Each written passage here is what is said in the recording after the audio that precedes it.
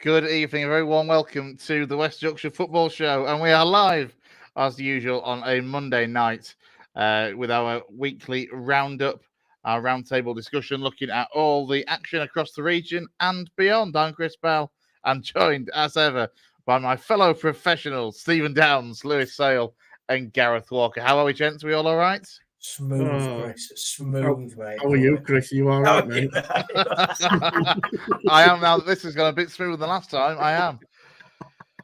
So, where do we really start? It's been actually quite a busy day across the region's clubs. We will be joined a little bit later on by Jayson Boocker as well to talk all things Leeds United, because apparently a couple of things might have happened down Elland Road in the course of the last 24 hours or so.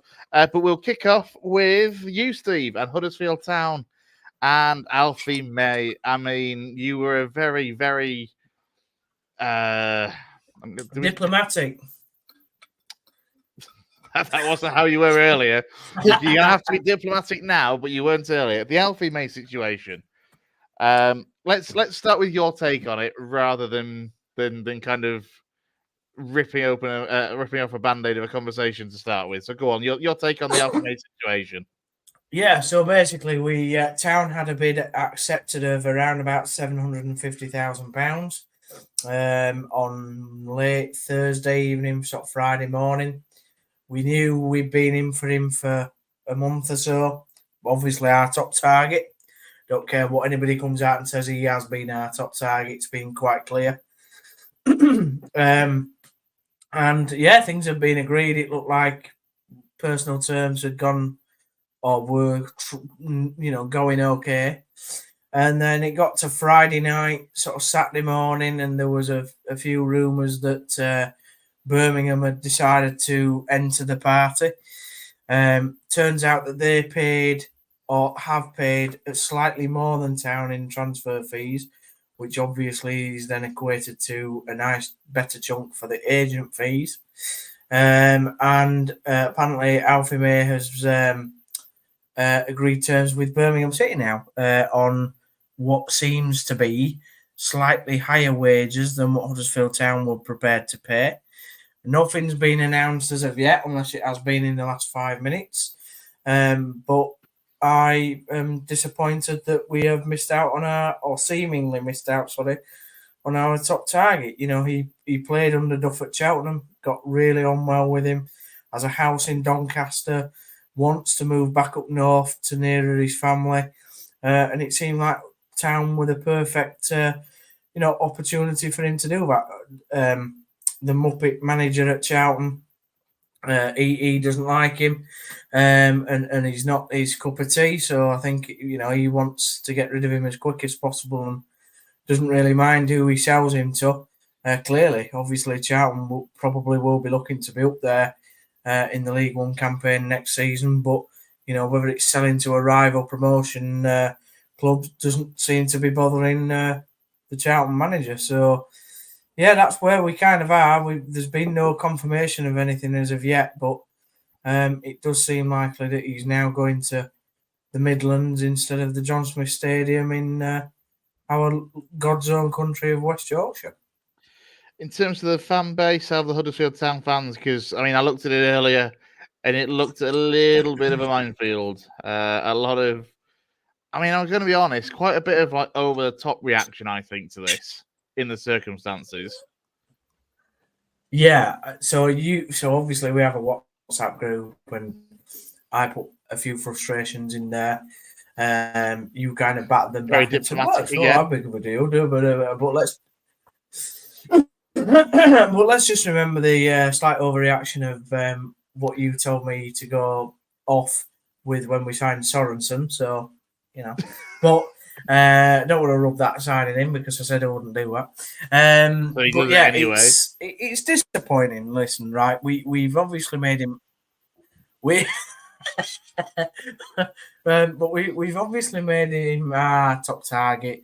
The club has said all along, right from the moment that they appointed Duff, that we are going for promotion. We want to win the league. We want. Out of the first season, out of League One. The money is going to be made available by Kevin Nagle to go out and sign the best players that we can possibly get. After somebody for a month, a month and a half, and not get the deal over the line, and seemingly Birmingham swoop in at last minute and secure his signature over one weekend, I think I'm in my rights to be slightly disappointed and disgruntled, to be honest. I know, not hinting, but I know that that's shared, with other people in our group, that they can understand my frustrations. No, hang on, because you're saying that as if I don't understand, which I do. I can get the disappointment behind it, but I genuinely don't think it's the be-all and end-all. Yeah, the thing is, right, he scored a lot of goals for Cheltenham. I think he scored 15 goals for Cheltenham last season. Yes, arguably most of them were penalties or free kicks. It doesn't really matter. A goal's a goal. He's won Cheltenham a lot of matches, and arguably without him, you can ask many Cheltenham fans, they would have been in deeper trouble than what they eventually did finishing. So I think he's a good player. I know he's 31 this month. So he's coming to the sort of the latter stage of his career. But yeah, tomorrow, be just Birmingham signing him on his bloody birthday, won't it? Rub it in more salt, won't it? But it's the fact that we've been after him for so long. We've clearly taken the initiative to go and get him, and then Birmingham's gazumped us. But also the fact that there's not really any other rumours of us trying to go after another striker in that position. People are saying, well, striker's not the position that we most need to add to. It's the midfield. But you're not going to turn down trying to get hold of a 15, 20 goal season striker, are you? In League One, in a season that you want to get out at the first attempt. The thing is, though, to be paying, what was it? I mean, I know you said the original offer was about $750,000, then it was likely to rise to about around £1 million. About £1 million. Maybe it's just me, and I appreciate that money in football has now changed a lot throughout all the levels. But £1 million for a 30-year-old who had a reasonable season last year, but wasn't as good as he was at Cheltenham. It just sounds to me like, for me, there's better options out there, if I'm honest. For the money, there are. And the fact that it's a very unproven signing at the Championship level, which is ultimately where you want to get in a season's time. It might be a season sign for now, but you're then lumbered with, if he's on 5-figure wages at Birmingham, or it could have been at Huddersfield, and he doesn't cut it at Championship level, it's a big investment for then having to either sell him for less money or loan him back out to a League One club to get game time. Yeah, but I wouldn't have minded if he'd have gone to if he'd have gone to Portsmouth or whatever, right? He'd have gone to a Championship club that's just been promoted. I wouldn't have been bothered because we're not rivals with him to try and get up next season. If Alfie May scores 20 goals next season and gets Birmingham promoted ahead of us, when we could have signed him and we've been after him for a month and a half, then ultimately that's a failure on the recruitment team. And yes, we've signed a good player in Sorensen. We've signed Mikael Miller today. Decent player from Plymouth. All right, he's made of glass, but he's still a good player, and hopefully he can stay injury free. But at the end of the day, strikers put the ball in the net, and you need a good striker. And at the moment, we've got Danny Ward, who's, I like Danny. He's a hard-working lad who is wanting to do his best for the club, but he's injury-prone. We've got Reece Healy, who's been very injury-prone over the last 2 years. We've got Tyrese Simpson, who I think I've scored more Football League goals than Tyrese Simpson over his career so far. Got to go on Saturday. What more do you want? Yeah. We've got Kyle Udlin, who's 6'9", who, I'll be honest, he's not nowhere near League One quality or the top end of League One. So we are... And Radulovic is the other one who's come from the Finnish league, who's played on AstroTurf pitches for most of his career, and looks very, very weak, in terms of physicality. And in League One, you need physicality. So the 5 strikers that we've got, I'm not including Kieran Harrop because he's suspended and probably will again at some point. We haven't got great options up there. We've got 6 strikers, but none of them are I think Reece Healy, if he stays injury free, he'll have a blooming good season. Yeah, I agree with that completely. You Actually, know, if Healy I stays think free, he could score as many as Alfie May at League One level for me if he stays. he definitely could do, Chris, and he scored 3 goals at the end of last season in a terrible Town side that had no confidence.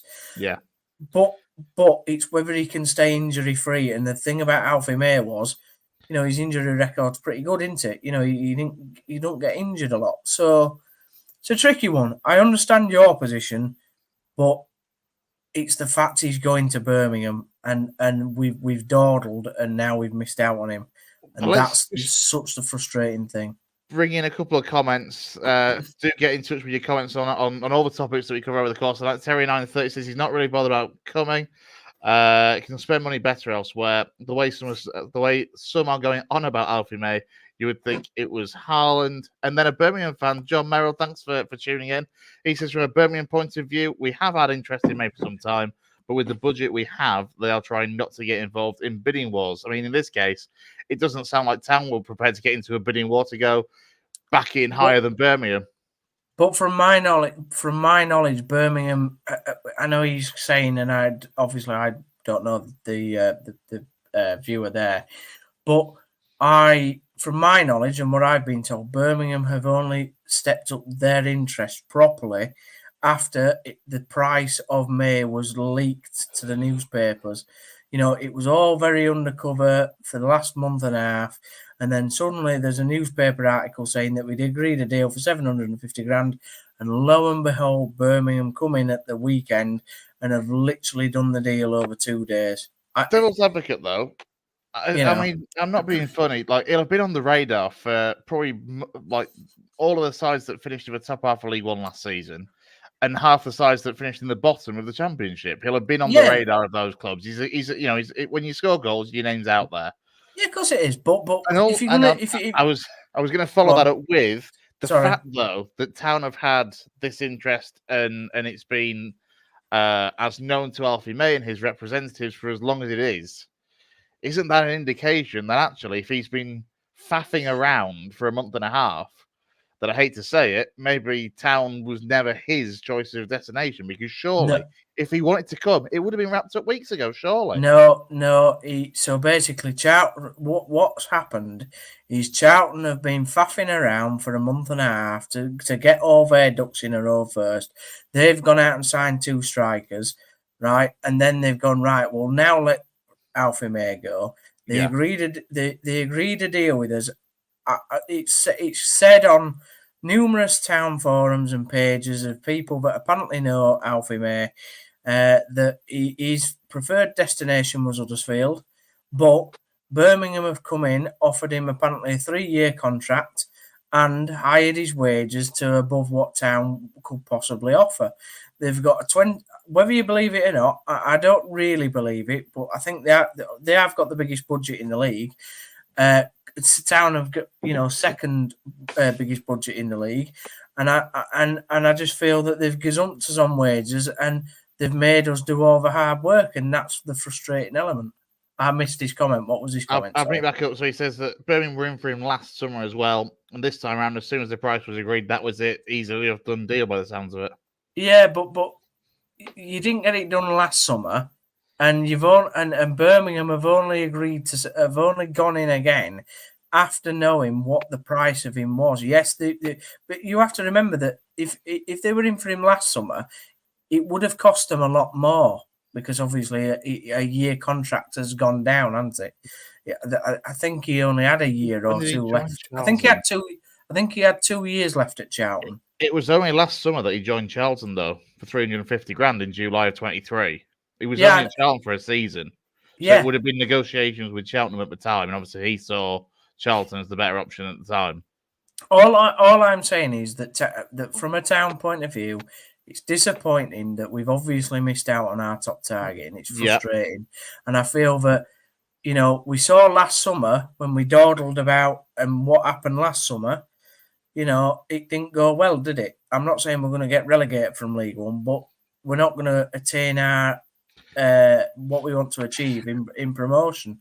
Well, you still can, though, because this is the thing. This is like we were talking about this in our group chat earlier, though. Like, ultimately, the Huddersfield Town recruitment team, yes, Alfie May might have been the number one target at the top of the striker section list, but they will have half a dozen minimum other possible options on that list. It's how it works. Yeah, it might well do that.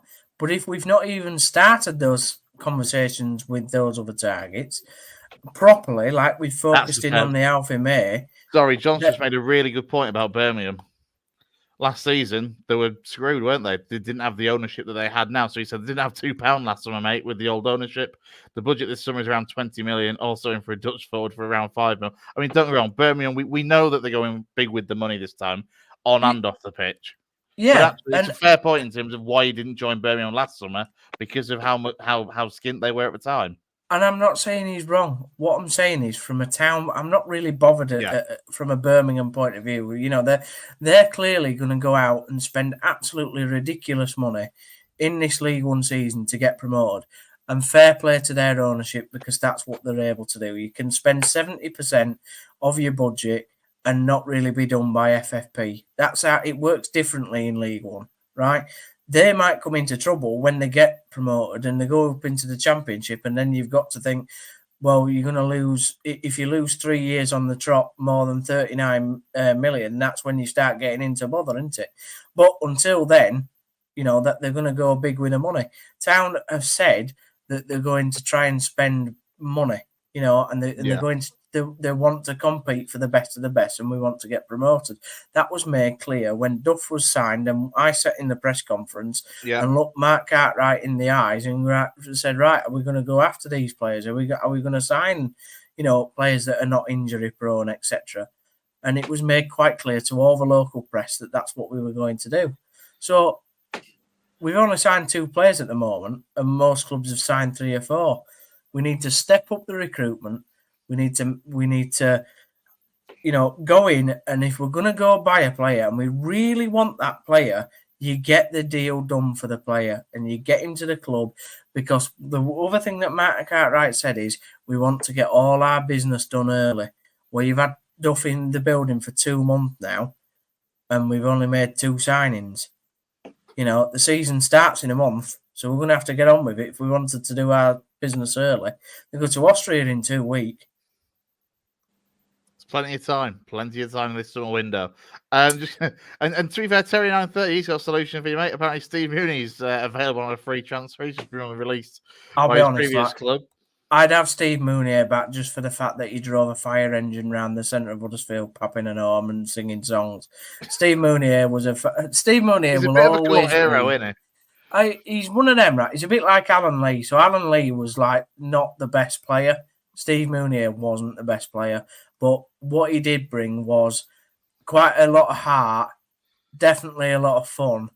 And the fact that he scored them 2 goals at Crystal Palace will always go down in town history on the first day of the Premier League.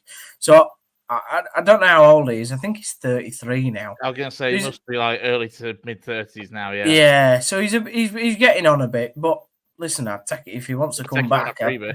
Yeah, he can have a flat in home for me for the rest of his life. If club want to, you know, pony up some money for that, then that's fine if he bangs in a few goals. But we need people that know the league, and I don't know if the other chaps have got any thoughts on it. I was going to say, Gaz, Lou, any kind of thoughts on the situation? Really, I mean, Lou, obviously you do bits in terms of scouting at lower levels, but. They'll have their options. They'll have the targets that aren't Alfie May, and they'll very likely just go on and get them. They've probably already been in talks for weeks with some of them. Yeah, we should. You know, I think with any club that's going through this weird window where people are moving and going for crazy money and swapping clubs because of different things, it's absolutely bizarre. You're spot on. I was going to mention Elliot Anderson to you later on in the show as a. This seems mad as well. But carry on. I mean, the day after we signed John Ruddy, but anyway, that's a different story. But I think from Town's perspective, I agree with Steve. I do, and I know obviously we do have a bit of tongue in cheek, but as a club, when you are in for a target and he's your preferred target, you want your club, and obviously we're not saying that we're not, but you want your club to do absolutely everything in their power to make sure you get that deal done over the line. Now, we don't know the politics behind it. We don't know if he's, potentially being offered to other teams or whether Birmingham have come in last minute. We don't know because we'll never know them details, and that's fine. But what I will say is that I get the point that Steve's saying, that it feels like it's a bit of a failure because Huddersfield have got themselves relegated. They need a bit of a reset in terms of getting the squad sorted and starting the season fresh. The noises that are coming out of the club off the field are right, and now your words have got to back up. Your actions have got to back up the words. In terms of that, and if Town are to get promoted, you are going to have to compete with the likes of Birmingham to go and get them players. Now, we don't know that's, Alfie May might not play all games through the season, but Birmingham have got that power to probably buy Huddersfield's targets to prevent Huddersfield from going up. Now, that could be a possibility. I'm guessing that will be an absolute bonus if that happens from Birmingham City's point of view. End of the day, they've got to look after themselves. So do Huddersfield. They are going to have other targets on the list, but it wouldn't surprise me if Kevin Nagel's disappointed that one's not got over the line because, one, he's a preferred target. Two, he's proven at this level to score goals, a proven goal scorer at this level, regardless of whether people think he's Haaland or Alfie May or Steve Mounier. He's bagged 20 goals in the season. He knows what he's doing in front of goal. And what he also does is his statement signing at that level, and it encourages others to potentially join along and going, actually, Town mean a bit of business here. They've got a player who might not be an absolute world beater, but he knows League One inside out. And yes, I get the notion that he's probably edging, is kind of nearly over the. It's not a long-term signing, is it? But what I will say is I don't think that's a bad thing because it proves that you're serious about your short-term ambitions to go up as a club. Sometimes the long-term signings are beneficial, but the short-term signings for me are just as important because that shows you your intent from day one of what you want to do that season. So listen, I get down there, and I think some Town fans will be disappointed that they've probably not got that one over the line. I think that signing today kind of softens the blow a tiny bit. But what I will say is that the longer the window goes on without a real good statement signing, the nervousness, the anxiousness, the apprehension builds a little bit, which is obviously it's not what's needed when you need a title push. The thing is, Chris, for years and years now, I would say at least for four seasons, definitely, what we've seen to be signing was project players like Jack Radoni, and that's fine if you're in a good enough position to do that. But we were always battling against relegation, bar that one season in 2021 under Corberan. For the last 10 seasons out of 12, we've battled against relegation. And when you're signing project players that you're hoping might make it and come off, instead of going and saying, right, here's a ready-made player for this position in this league who knows what he's doing, over the last 10 years, it can get a bit grating and a bit frustrating. That's all. That's my only point. And I think as well, let's be honest, we're all sensible enough to know that the pulling power that Birmingham City have is probably. I'm not an idiot. Yeah, and we all know that that's the case, and we know that Birmingham with the big players, they're holding a double aces at close to the chest, ready for this season. They're ready to play the game on it, but at the same time, you still want something to get excited for and be prepared to challenge Birmingham because that is the team that you need to probably be to get promoted this season. And there's no shirking around that fact that Birmingham are going to spend a bit of money. So you're going to have to spend a bit of money to just almost be at the same level at them or be very, very close to pushing them and hoping that they step up and you're just a little bit better than them. I think Town will eventually sign players that they'll enjoy, and I think they'll get to like in League One. And yeah, there is time, but I also do appreciate that, when you're 2 weeks away from pre-season, you probably want a couple more through the door just to feel a bit more comfortable and feel a little bit more confident that the players have that time together in that camp, because that's ultimately what pre-season camps are all about, is to get together, team bonding, get to know each other, just start kind of building them relationships. it's not actually finessing what you're going to do. It's just getting in, building your foundations of what you want for the season ahead. So listen, it's no time to panic. It could be a lot worse, but I understand this disappointment.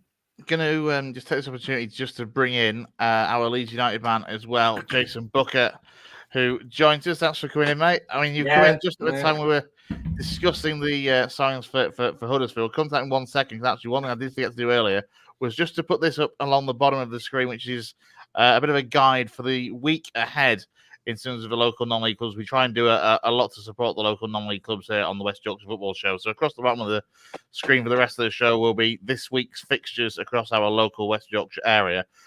Steve, I mean, in terms of getting numbers in, at this stage, is there a thing you need to get players out? Because obviously the friendly at Emily on Saturday, they went through 33 players in total, 3 different sets of 11 every half an hour. There was a change. And in terms of players departing the John Smith Stadium, any talk of that? And with that many players already, how important is it going to end up being to shift a few out actually before some come in as well?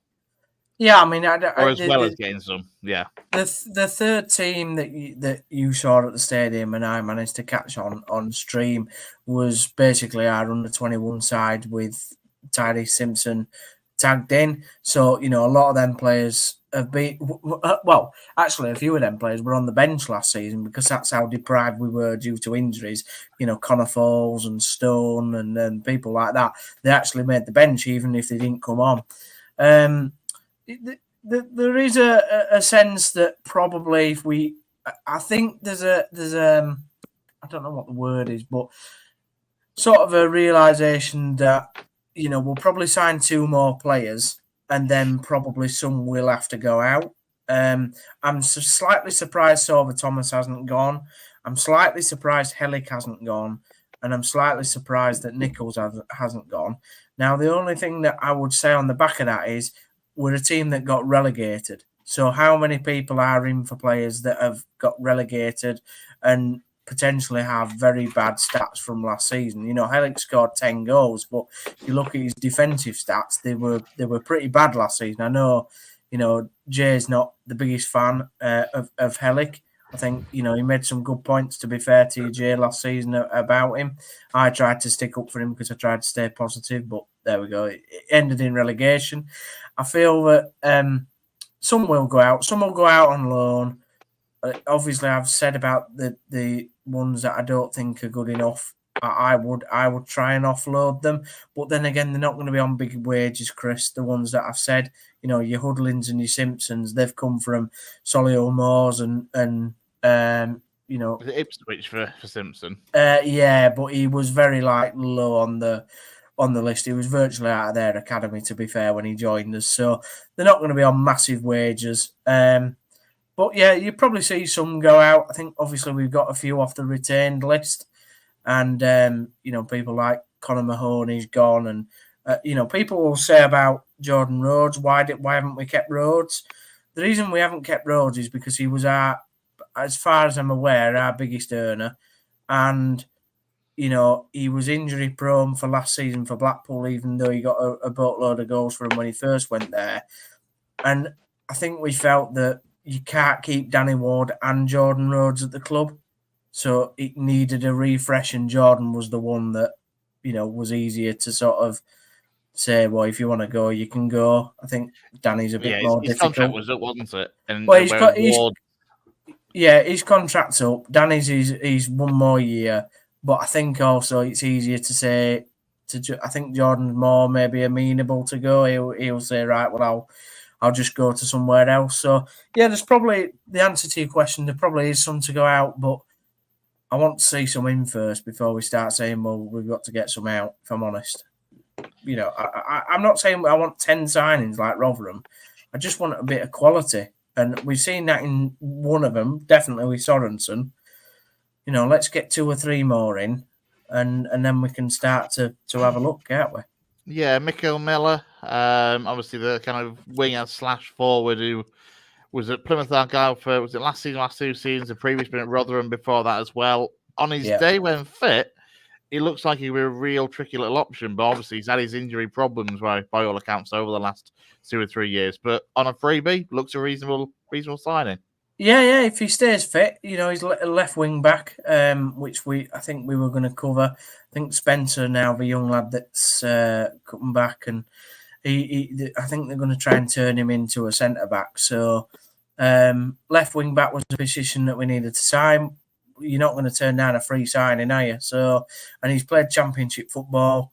It looks pacey, actually, from what I've seen. Looks like he's got a turn of speed. So him and Sorensen, sort of on opposite sides, would work well, I would imagine. And by all accounts as well, he's turned down the opportunity to stay at Plymouth. It seems he was offered terms there as well.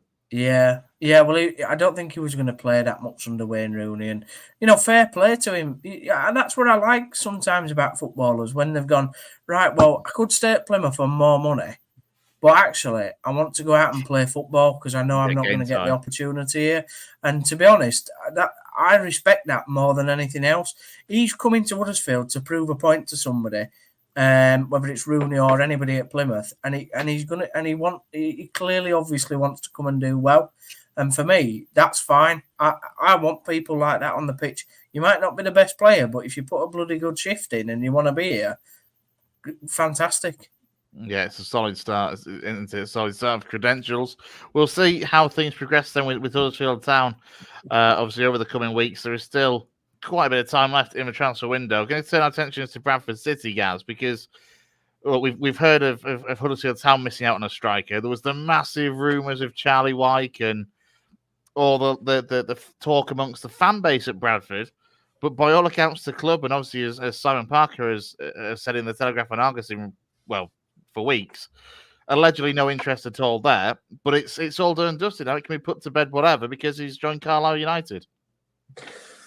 Yeah, it's a little bit like I don't really know the full story. I don't think we'll ever know the full story. Charlie Wyke, I think the fans' hopes have been built up mainly by Charlie Wyke because he's been flirting with Bradford City quite a lot on social media over the summer. He's been posting pictures of himself with Bradford City players. He went on Alex Gilead's stag do. Quite a lot of pictures of him with Andy Cook. He went to Alex Gilead's wedding. Some of the players, I think, went on Charlie Wyke's stag do. Every single post that the club have put on Instagram, first person to like it's been Charlie Wyke. So I think that's where the rumours have come from, really. But did he slide into the club's DMs? Well, we'll never know where we are. Whether the club were interested or not, I don't know. They played it with a very straight bat at the forum on Tuesday night. David Sharp said he wasn't going to talk about individual players. Obviously, there was a bit of a denial in the paper last week from Simon Parker saying that we were in for him in January, but he chose to go to Rotherham on loan so he could stay in the Championship. And there'd been not really any contact since. And then Simon Parker said again today that we weren't in for him this summer. We were in for him in January and we weren't in for him this summer. Personally, I would have liked him, but he wouldn't have been a priority because we do have strikers at the club. I can't see him having... There will have been times when you would play him and Cook together up front in League Two, but 9 times out of 10, you're probably looking at not playing them together. Yeah, one or the other. Yeah. The flip side of that is that Cook is 34 this year. He's going to struggle to keep consistency levels going for a whole season. I know Wyke's not much younger. He's 31, 32, but to be able to dovetail them two would have been fantastic. Yeah. Obviously, he has friends at the club. The hints are that he fancied coming back. But also, like I said, we had a lot of strikers. The comment supposedly from the club that I heard was, we're not interested yet. Now, whether that was a case of we need to move players on first before we can look at him, that's me reading between the lines. That could be complete nonsense. You would imagine that, in particular, Verdane Oliver would have needed to be moved on before we'd have looked at Charlie Wyke. There's also the story, or there's rumours on social media today that he's going to be one of, if not the highest paid player in League Two. He's going to be on $7,000 a week at Carlisle, which is frankly mind-boggling for League Two. So it's disappointing. It would have been nice to have him back, particularly given all the rumours and the flirting and his history with us before and his friends at the club. But I'll be more disappointed if Verdane Oliver goes and we bring a young, lonely, unproven striker into cover for Andy Cook, because then you know what's going to happen. Cook's going to get injured and we're going to be struggling. So let's see what happens before the end of the window. Like I say, the way it was said at the fans forum and supposedly at training that we're going to be targeting loans. that's a bigger concern for me because the club were at pains at the fans forum, and after Rupp's open letter from the end of last season that he's going to provide a bigger budget. I'm going to be honest. I have to be honest here. I've not seen much evidence of that in the signings that we've made so far, barring Sarcevic. I'd like to know. I'd like a bit more. I mean, I don't go on fans forums, but I read them. I don't post on them, and obviously I'm on Twitter quite a bit, and that is the argument that, yeah, where's this money? We're supposedly going to have this bigger budget. Well, other than Sarcevic, I've not seen evidence of it so far in the signings, and especially if we're going to be making loans now, before that's all we're going to see, then it's a little bit like, are you telling the truth? I hope you are. I have no reason to believe that they're being dishonest. I trust that everybody at Bradford City, I said on the fans forum pod the other night, that I believe they've all got good intentions. But yeah, there's just a little bit, like fans are saying, it doesn't add up. So it'd be interesting to see what happens between now and the end of the window. Once again, similarly to Huddersfield, it seems that in terms of a transfer market and obviously everything that was said by Rupp in terms of increasing the playing budget, etc., it's action that is needed rather than words. Exactly that, mate. Exactly. And I can totally understand. We've also got on the flip side of it, Alexander's talked about wanting a smaller squad, saying he said that on numerous occasions. He said it again at the fans forum that you have too big a squad. Players know that they're not going to play. They get disheartened, and then obviously bad morale spreads through the players, and that's something he wants to avoid. And he's mentioned how the squad was too big last season. We've managed to. There was talk from the end of last season that we wanted to move players on that were under contract. There were, I think, 4 or 5 have been mentioned publicly in the press. 2 of those have gone, in Timmy Odesina and Ash Taylor. But again, they were mentioned in the press the other day about Kevin McDonald and Verdane Oliver. Some fans will say we should be moving more on. But we know how difficult it is to move players on when they're under contract, Chris. You know, especially in League 2. You're not at the Championship or even League 1 level here. It's harder the lower down the league you go to move players on who are under contract. Again, with the greatest of respect to City as well, players with them having the budget they've had over the previous seasons, they'll be on pretty good money by League 2 standards at Bradford. Whereas if you're asking someone to move on to stay in League 2, the likelihood is very few clubs are going to be able to offer what they're on now at Bradford. Exactly. So even if we move them on, we're going to have you would think, quite a hefty severance pay there to sort of compensate for them taking a lower wage elsewhere. I've talked about this with friends. I would believe that Verdane Oliver is on decent money. We took him from League 1 when we signed him. It was a bit of a strange one because he'd had sort of one average season where he scored, I think, 12 goals, and then he'd had one stellar season where he banged in 20, and then we signed him off the back of that. And then obviously it's just not worked out for him because Andy Cook's just really stepped up to the plate since Verdane Oliver's come in. He's taken that competition the right way and he's kept Verdane out of the team. So I would imagine Verdane's on big money. I would imagine Kevin McDonald's on decent wedge. You know, we took him from Exeter, who are in the league above. We gave him a 2-year deal. I believe Exeter wanted to keep him at the time. So if they're 2 of the players that you wanting to move on, you're going to probably struggle to move them on. After that, I don't know. It's just like I say, it doesn't really add up to a lot of fans, this whole talk of a higher budget, and then we're only looking at loans from now on in. And when you look at the signings we've made, are they expect Sarcevic will have cost money? Don't get me wrong. He will have been offered a very good wage to stay in League 2 with us. But after that, I'm not sure. Callum Johnson's only got a 1-year deal. Aidan Baldwin was presumably not particularly rated at Notts County, and they were quite happy to let him go. And then the other one is Neil Byrne. Now, I don't know what sort of wage Neil Byrne will be on, but he's another promotion winner. And so is Callum Johnson, to be fair. The promotion winners. So they're coming with good stead. They probably are on decent money. So I can see where, you know, City can say we have increased the budget to get these winners in. It's just obviously when you've only made 4 and fans dream up these figures, don't they, that we should have this huge budget because we're supplementing it. Well, we don't know the ins and outs. So I can see both sides of it. Like I say, you've just got to wait and see. And it does seem to be the case that from what's been said, it's going to be a couple of loans now and then possibly 1 more loan or 2 permanents, but it's going to, or a permanent or 1 permanent, sorry. But it's going to depend on who leaves. And there was talk that we've got till the end of August, although Alexander we're another side that are going to Austria for pre-season. So there was talk that Alexander fancies getting a couple more in, a couple of the loans in before we go to Austria in a fortnight. Are you in Huddersfield? Are you in Huddersfield sharing the flight cost or something? Or what? I mean, well, I think I don't know if we're playing each other, guys. To be fair, they announced the fixtures I think yesterday, but I didn't actually read the article. So unless you know that we played each other, why don't we both go over? Me and you, Austria trip. Lads trip. Right, that I'll West be honest, Yorkshire lads. Football That Show is on not in the tour. West Yorkshire Football Show budget. What Not by a do long you shot. mean? Jay's paying all expenses. What do you mean? What budget? Exactly. I can see that Lou wanted to come in, I think, with a couple of questions. I just want to quickly come to this, though, just before Lou comes in from Ian. I mean, Ian says that the money's gone on the solar panels and on the pitch. And I also wanted to bring in this little other comment from Ian as well when it loads up. Charlie Brown. It's there, Chris. It's on the screen, Chris. We can all see it. I think Chris is frozen. I think Chris has gone. Jay, He's moving. He's just ignoring us, apparently. Chris? What's he doing? Chris, can you hear us? It's not coming through well. I can hear you, but none of you are moving. You're all frozen on my screen. No, Gaz, we're if you here. can, there we go. A couple of you are moving. Jay's frozen.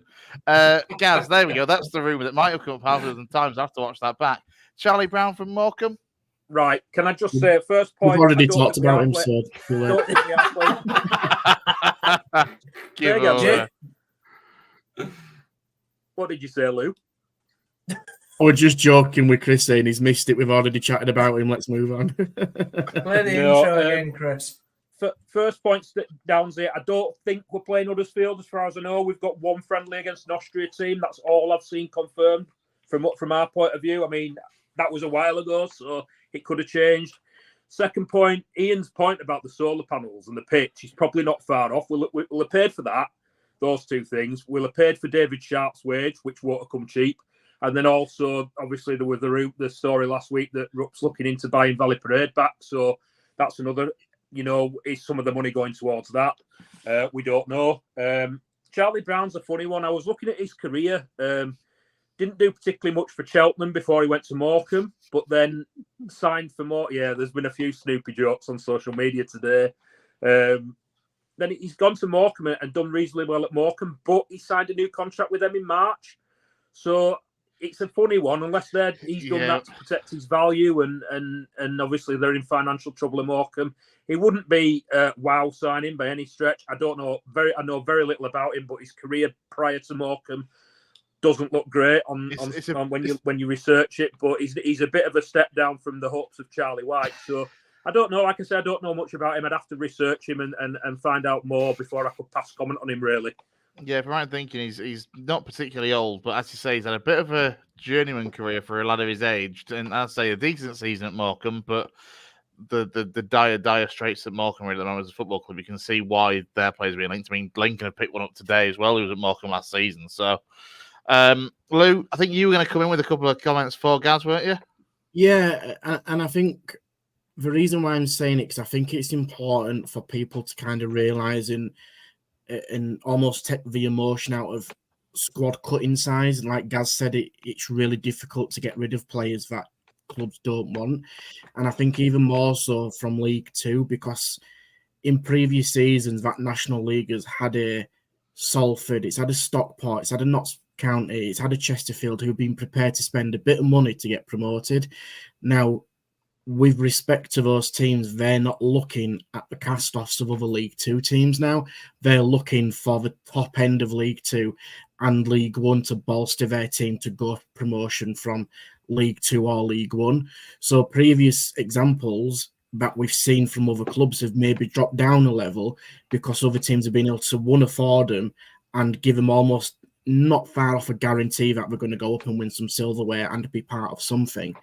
I'm looking around the National League at the moment and I'm kind of struggling to see an equivalent to a Stockport, a Salford, a Notts County, a Chesterfield. And you look around the Yorkshire area, if you are going to be quite localised in what we're saying, you've got Halifax who don't sign players like that. They've got a very specific model and player pedigree that they go and sign. York, I know there's been a bit of a change in kind of some of the ownership where, they've had a bit of alterations in there in the past week or two. But again, they've bought players from here, there and everywhere. It's a bit scattergun. And so they might be looking to settle down altering and we're trying to build a full-time team. Now we've got rid of obviously Chris Conn from over to Peterborough, but I know they've signed somebody else there, I can't remember off the top of my head. But what I'm trying to say is that these are the big players in terms of a Stockport, Salford, where the likes of maybe Viday and Oliver, for example, may have gone in previous seasons. So even more so, City, you've got a basket of players and it's hard to get rid of them because, like you said, Chris, earlier, from the point that they might be on a decent contract. So it's hard to go and find somewhere else in League Two that's going to offer the same money. And when you look at the level below, that quality of teams just isn't comparable, in my opinion, from what it has been in the past 3-4 years. So it's difficult, and it's going to be a challenge, and it's one that I think David Sharp will have been tasked with, and they've got to be really shrewd with how they do the business. And I think with any club, especially in EFL, it's going to massively open up in the next 3, 4, 5 weeks. There's going to be a massive flurry of activity, and I think it will go down to that final week and the final transfer deadline day where there's going to be so much done. And I think it is going to be that case that people are going to be in cars on service stations and waiting for that call to go wherever they needed to go at that point. But I think that's why it's a little bit quiet at the moment, because there's just not necessarily that level from League Two below that are kind of catching the rest of that player bunch, really. Can somebody please sign Harry Redknapp as the manager just so we can see him arm out of his Range Rover on deadline day? That's exactly what I was saying before, Luke, that the lower down your league you go, I said, like, it's harder to move players on who are under contract. You've got exactly what you said about the money not being there in the conference, that it's probably been there before, but also it's a stigma thing, isn't it? Some players don't want to drop out of the league. They want to stay in the league. They might start looking at the conference towards the end of the window and say, well, my options are a bit more, I don't have the options I thought I might have. And then also, like, the flip side of that is that, the other factor in there is that Carlisle have got big money. Do you know what I mean? They've got new owners. They spent some money last year. They took Harry Lewis from us. They took Luke Armstrong from Harrogate.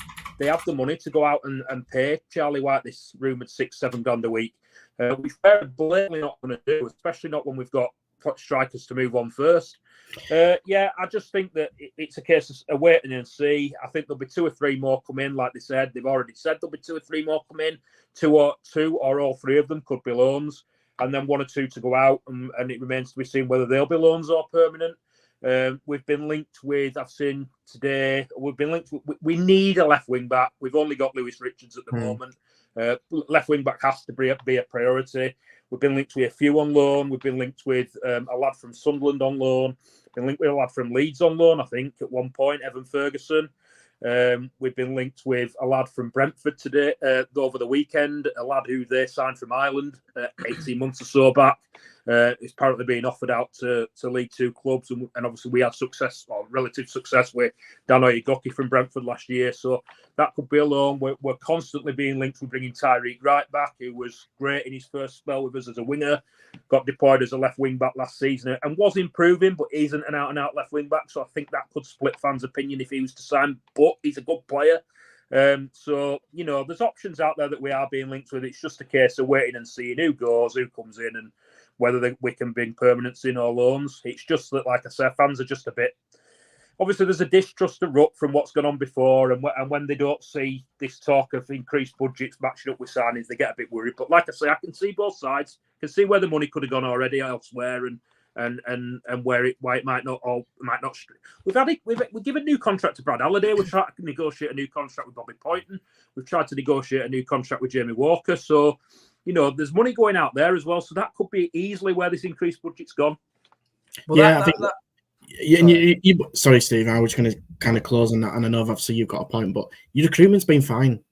There's no panic from Bradford City's perspective. You've kept who you want to keep, and you've signed 4 players who were league winners, seasoned professionals in that league.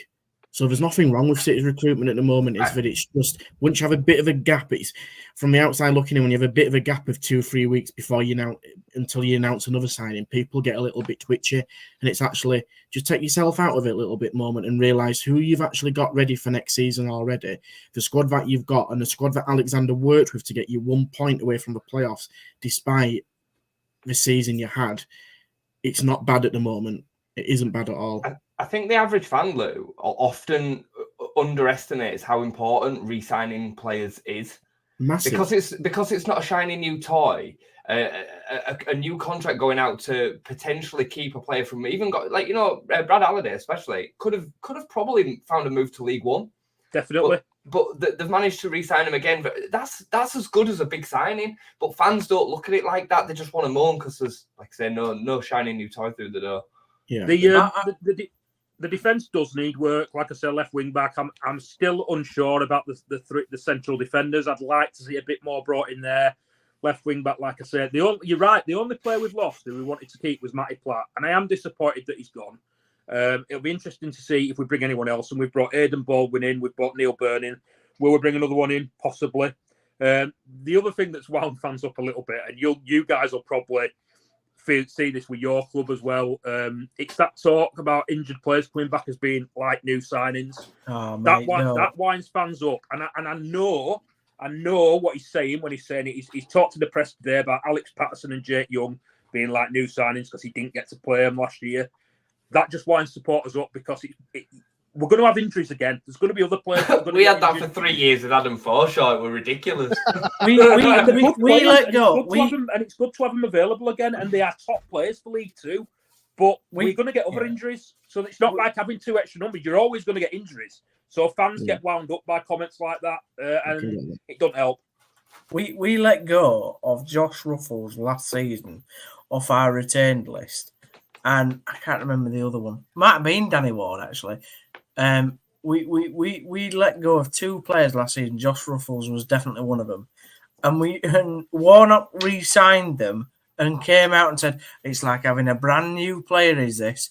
Hang on, we've watched Josh Ruffles in a township for the last 3 seasons. He was injured for one of them.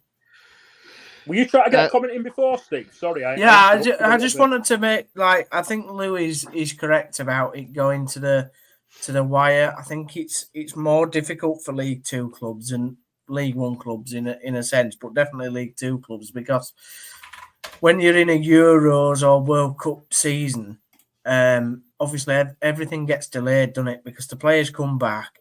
Managers then want them to go out on pre-season to see what the squad's going to be like, and so it just backs everything up, doesn't it?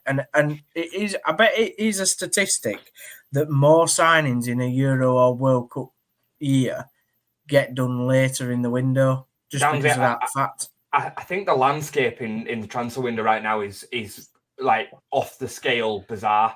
I think clubs, players, they're all really struggling with what's going on with PSR, and that trickles down the system because, look at what's going on with some of these multi-million-pound deals for kids that have never even played. And I think what's happening is some of these squads are going to have to be bolstered out with players that have cost these clubs nothing. So whereas they would have once upon a time been able to sort of loan deal out to League Two in the first week of the window, these players are probably going to have to stick around and maybe just fill out a bench.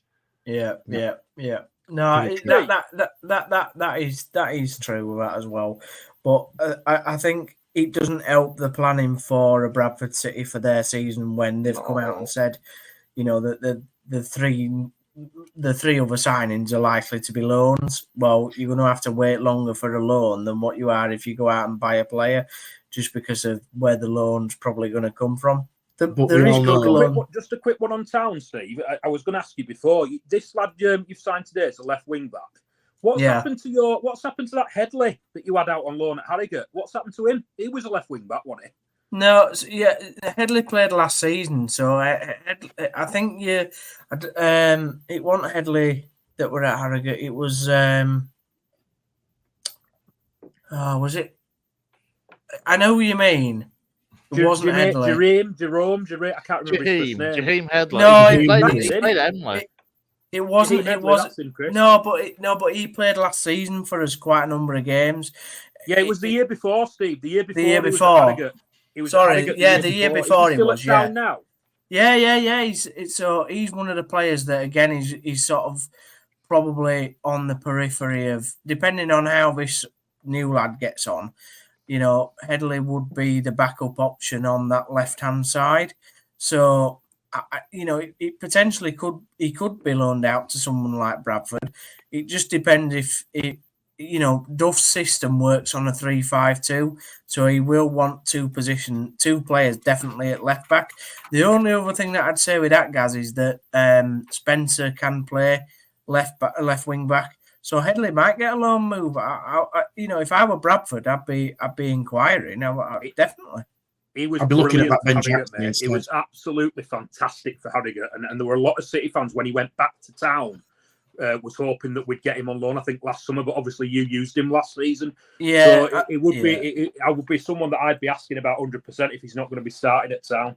Yeah, we got Ben Jackson as well. Lou's just said that. I think Ben Jackson again. He could be one that again goes out on loan. He struggled mentally last season, played a few times, and I think he will come good as a fullback. It's just the pressure of the Championship last season affected a lot of these young lads because we had to rely on them because of injuries, and I think it mentally damaged a lot of them. Where you look at somebody like Spencer, who went to Motherwell, had a fantastic time and came back and became our best player in the second half of the season. He took it forward. He sort of enjoyed the pressure. Some of the other lads didn't, and I feel probably a loan move would be best for some of them. But again, Gaz, it's all whether we're gonna, we have to get our ducks in a row first, mate. And we're being slow at the moment, like I said before. But I'd be happy. You did a great job with didn't you, Chris Lowe, when he came to you guys? I mean, he made a real big difference. And I know he didn't come back and play for Town, but I was surprised you didn't go and sign him permanently. That was what I was just about to say. We've got that relationship with Town now. I believe that the clubs have quite a good relationship. They talk quite a lot about various things, and we had a good one with Critchlow. Fans wanted us to sign him permanently. He went to Peterborough. I believe he's been made available for transfer by Peterborough this summer after 1 year. So obviously, again, City fans are looking at it saying, "Can we sign him?" But I think Darren McAntony's rubbished that on Twitter and said there's nothing linking him to Bradford at the moment. But yeah, that Headley were fantastic at Town 2 years ago, and a lot of City fans wanted him, so it'd be interesting to see if it's one we'd revisit. He's got massive calves. He's got because they're at Bradford Park Avenue. That's why, guys. That's why, guys. They learned to trade at Avi. Is he really? Headley came to us as a 17-year-old in Critchlow Noble as well. Yeah. So forget Town. To be fair, Lou, right? We've nicked a load of players off Bradford Park Avenue over the years into our academy. I'm not gonna lie, mate. You might be doing that soon. Where you're going. Anyway, let's move on. Yeah, final thing for City, Gaz, and a question from Ian, really, in terms of your opinion on Lewis Richards. Do you know what? He gets a lot of stick, and a lot of people don't like him. I don't think there's anything wrong with him as a backup. If he's going to be your second choice left wing back, I don't think there's much wrong with him at all. I know people say that he played mainly as a left-sided centre back when he was at Huddersfield, but not at Huddersfield. Sorry, at Wolves. And we got him from Wolves on a 2-year deal last summer. And people are saying, well, he doesn't look comfortable at left wing back. I think he's fine as a backup, absolutely fine. And we signed him as a left wing back. Whether Alexander rates him, I don't know. He's going to be second choice in that position. I'm quite happy with him there. I think he's got lots of energy. Maybe get used to the position a bit more. I did say then he has lots of energy. I have seen him blowing a couple of times late in games, so maybe that's not quite accurate. But I'm happy with him. I'm perfectly happy with him to stay as our backup left wing back if we were to sign another first choice.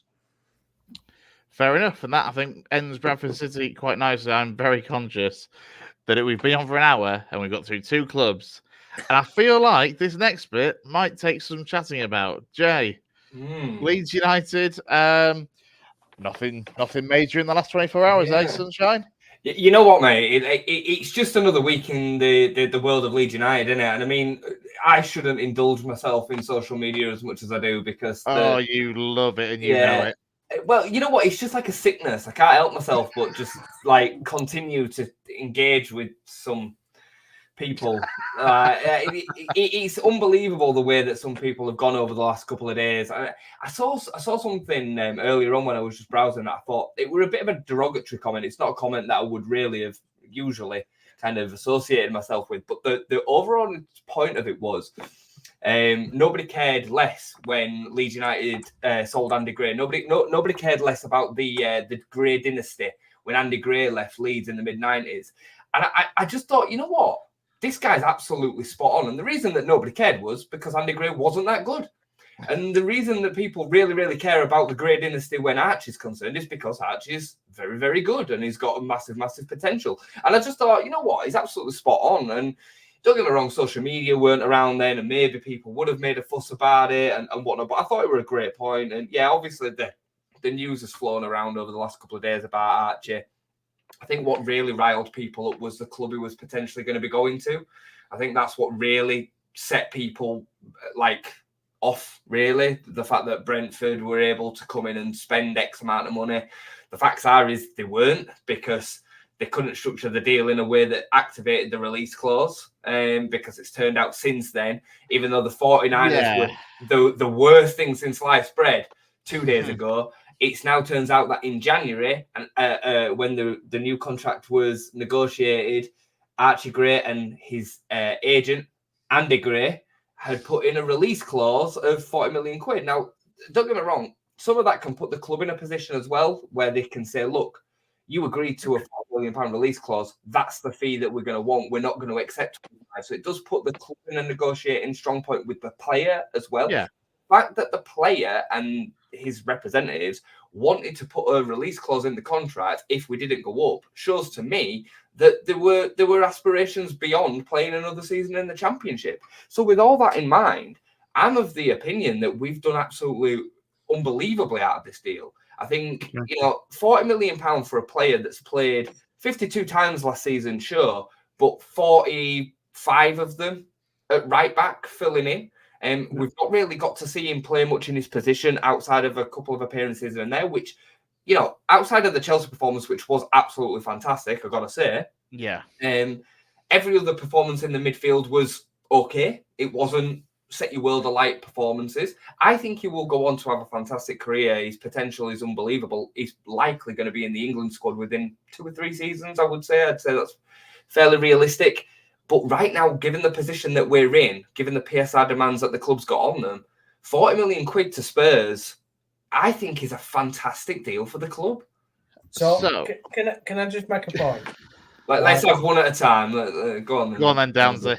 Can I just make a point? So one, I just want to clear it up because we had a very testy WhatsApp discussion on Saturday. You don't need to air this in public, Downsy. No, all I'm saying is, right, that there was rumours and there has been other shows that have said that the club were trying to force Archie out the club due to obviously the PSR rules, which we know for Leeds is a problem. But I think as a club, you're doing remarkably well to try and solve the problem. So I've been nice there in a comment towards Leeds, right? What I would say though is the room? You obviously don't believe the rumor of that the club trying to force Archie out, and the fact then that the Gray family have been disappointed with the fact that Leeds have gone ahead to try and sell him. What you're actually saying by you saying that they put the release clause in is that Archie's really not that bothered about Leeds, is he? Because he's more bothered about hang on. He's more bothered about his career and he's got aspirations to play at a higher level. So really the Gray dynasty, as you said, he's not in its connection to Leeds. He's not really that important, is it, to the career of Archie Gray? They will be burning effigies with your face on in Beeston tonight. I don't agree with that at all. I think ultimately, which bit? Well, nearly all of it. The facts are right. It's got to be one of them. The landscape of football has changed. The landscape of football has changed, right? And the facts are is that does the Gray dynasty, as you put it, mean as much as what it did when Eddie Gray played for Leeds? No, of course it doesn't. But the landscape of football has changed so much that it's almost impossible for that to even matter. The amounts of money that are involved are as such that, you can't, as a Championship club, reject that. Now, do I think that the club have touted the sale of Archie Gray out? My opinion of it is that the interest in Chris Somerville has cooled. I think Brighton have gone elsewhere and spent their money on the lad from Newcastle, Minter. And the sale wasn't there for him, which has then made Leeds probably actively look at the situation with Archie, and they've had a conversation with him that have said, look, Tottenham are interested. They're willing to pay the release clause that you wanted in January, or that we agreed on in January. How do you feel about a move to them? I don't believe there's no forcing. I don't believe that for a second. It's got to be either one or other. No, it doesn't. No, it doesn't. No, it doesn't, Downsy. An amicable conversation can be had in which, look, we ideally wanted to keep you for another year and let you have another season at your boyhood club, because I do believe that means a lot to Archie. You know, a lot's been shown on socials about him coming, singing, marching on together on the way out, like the way that he talks about the club. Like, he's still a boy that has just achieved his dream, really. But I also think that he'd be smart enough and have the right people around him to be able to say, look, Tottenham as a move now is a fantastic progression for you. And if Leeds are happy to sell you at the amount that we all agreed to, then it's a good move for you. And I think that's what it is. I think it's been very likely to be a very professional, amicable conversation in which it's happened. I'm glad that he's made a move to a club that is a sizable jump. Yeah. Too big. So it's better than a Brentford. I mean, Brentford as a move for me would have been a terrible move. I wouldn't be. You only didn't like it because of the club size argument. That's why most fans. That's why most Leeds fans. I agree with you with most Leeds fans. I was okay with it, regardless of who it was, as long as it didn't tarnish his reputation long term with the Leeds fans, as in a Chelsea, a Manchester United. That I wouldn't have been happy with. For me, it hurts a little bit more if it were Brentford, because I think they're a small shoebox club that'll end up back in Championship over a period of time. But that's a bit of bitterness between our rivalry, because us and Brentford have had a rivalry fairly recently.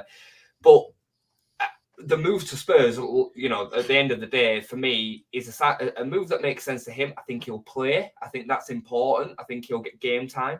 Whereas I think going into a Liverpool or a Chelsea probably could get swallowed up as well. I think it's a really, really sound move for him. I think Ange is a top coach for him too. Spurs fans. There's just nothing that I don't like about it. Spurs fans that I've seen on social media obviously there's a multitude of highlights reels that suddenly appear on social media with these sorts of moves, but Spurs fans seem genuinely excited about this, and I've seen a few that say, judging on the way he's played for Leeds in both right back and centre mid position, that actually he will suit Ange Ball pretty well, even at this early stage of being 18-year-old. Yeah, guys, he's a monster talent. He's a monster. Is he going to play? Is he going to play? He'll play. And he could likely play at both positions. And yeah, you should all want him to be playing, because he's a huge potential future England international. And he's been on the radars of the England setup since he was 13, 14 years old. He was in the under-19s at 15. And he's been in the under-21s since he was 16. He's a serious player. I mean, Bielsa had him on the bench in the Premier League at 15-year-old. He was his youngest ever representative in a matchday squad. He didn't get on the pitch. Thankfully. Will he be better than Jude then? Will he be better than Jude? I think that's such a ridiculous ceiling to try and put on him that it makes a conversation null and void. But what you're saying he's got massive potential. Jude had the same massive potential at Birmingham at 16, didn't he? You don't need to have you don't need to make comparisons. You don't need to have massive potential to then not be compared to Jude. I mean, at the end of the day, England needs more midfielders than one. I think his ceiling is the very top. I mean, you're talking about Jude as winning the Ballon d'Or next year or the year after, or several Ballon d'Ors. I mean, that is such a ridiculous ceiling to put on any young player. Yeah. But the positions that he's worked himself in, his trajectory is similar to Jude's. Bear in mind, Jude came into the Birmingham setup and played way less games than what Archie did last season. Archie played 52 games last season. That's not to be sniffed at in the Championship. No. And different players as well, aren't they? They are. They're very, very different players. But if he'd have gone to Dortmund in the same way that Jude had, I absolutely no doubt that he'd have played every game next season for them. He is super, super talented. What really stands out from him, considering his age, 17, 18, is his maturity on the ball, his maturity in and around the game, his understanding of his awareness of what's going on around him. He needs to add more goals to his game in first team football, but it's hard to kind of judge him on that last season. Not easy from right back. Yeah, exactly. But when he played midfield, he never looked to be the attacking threat that I assumed he would be coming through from the younger England setups, because he used to score a lot of goals for Leeds youth and England youth. So that is going to be something that needs to add. But I think it's a fantastic opportunity for us to all watch him grow. And I'm glad that I can do it at a club that I don't despise and I can enjoy watching him, progress. The other point that I want to make is you said a couple of weeks ago, right? Well, Just giving that in as well from John, by the way. After the Wembley final, and we were sat here a couple of weeks afterwards, and you said you didn't think that Leeds would be pressured by PSR and because you said about the certain things, and then the Red Bull deal happened, and a lot of Leeds fans were even more bullish about the fact that the money within the club wouldn't become a problem. It clearly has become a problem, because I think you expected to sell Somerville. That's not happened. I think you were expected to sell Nonto. That hasn't happened, and therefore you've now had to say.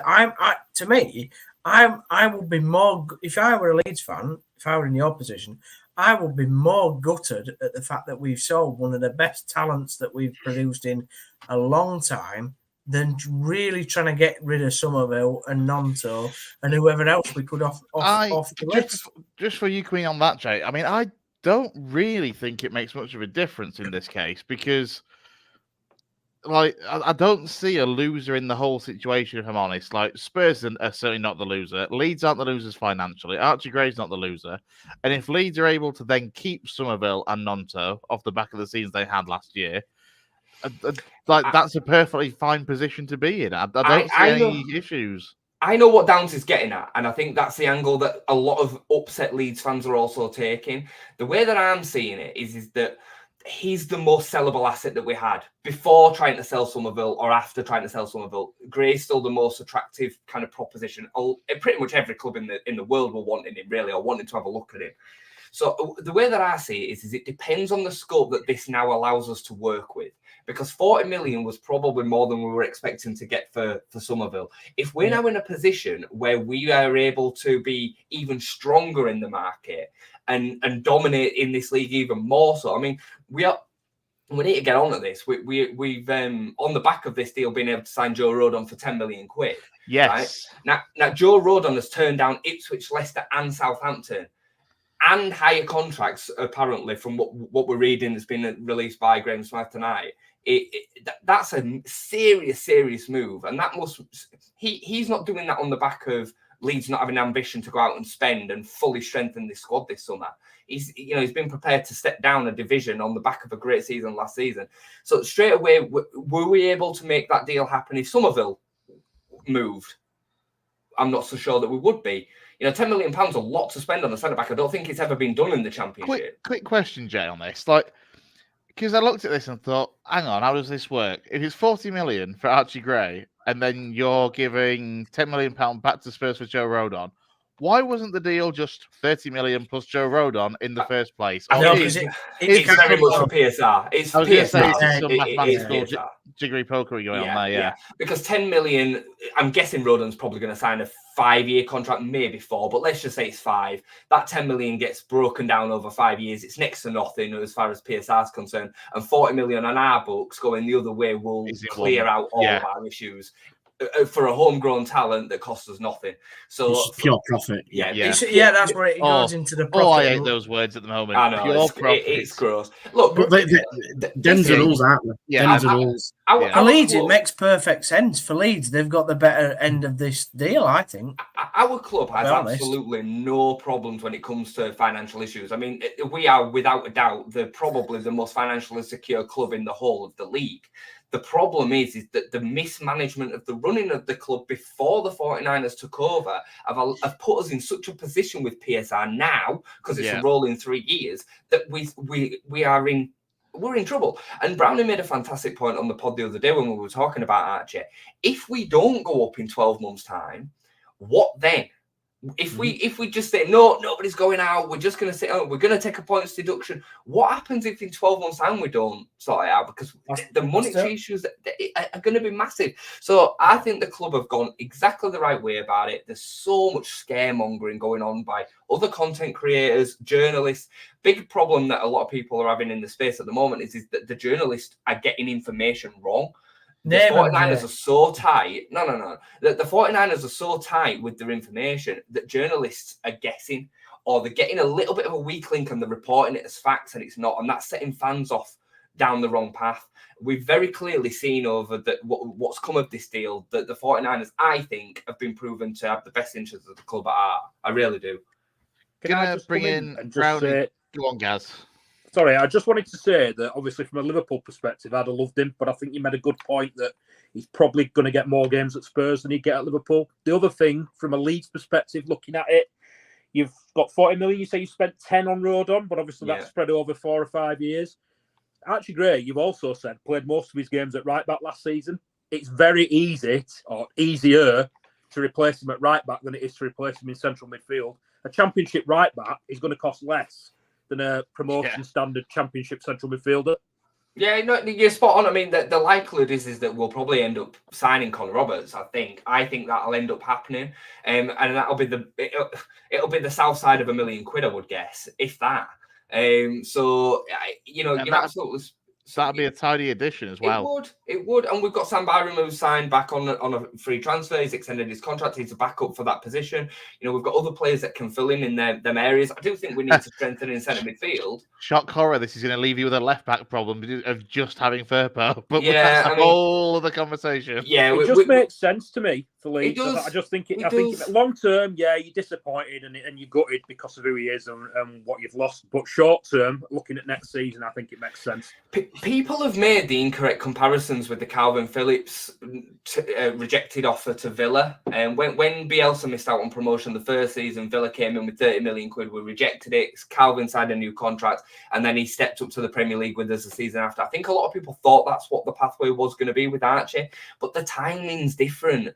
We didn't have the inflated wages and inflated transfer fees on his books under Radrizzani at the time. We didn't need to accept 30 million. The situational landscape is so different in football now, and for Leeds United, that 40 million is a massive, wedge. I think there'll be others as well. I don't think we need to sell, but I think if the money's right, the 49ers have shown themselves to be shrewd negotiators. That, again, fans were very quick to forget that we turned down 25 million for Nonto 12 months ago, 30 million for Jorginho Rute 12 months ago from Dortmund. These transfers were rejected, and they were rejected because the money didn't matter. We don't need it in the bank, and against PSR, they don't make any sense because you're actually operating at a loss when you're selling them at these values. So yeah, I've got no concerns. I'm excited for the window. I think Leeds United will end up being probably the most active team in probably outside, probably in the country because of PSR. I think we're gonna see probably some weird transfers going on all over the place, and I think Leeds United are going to be so active.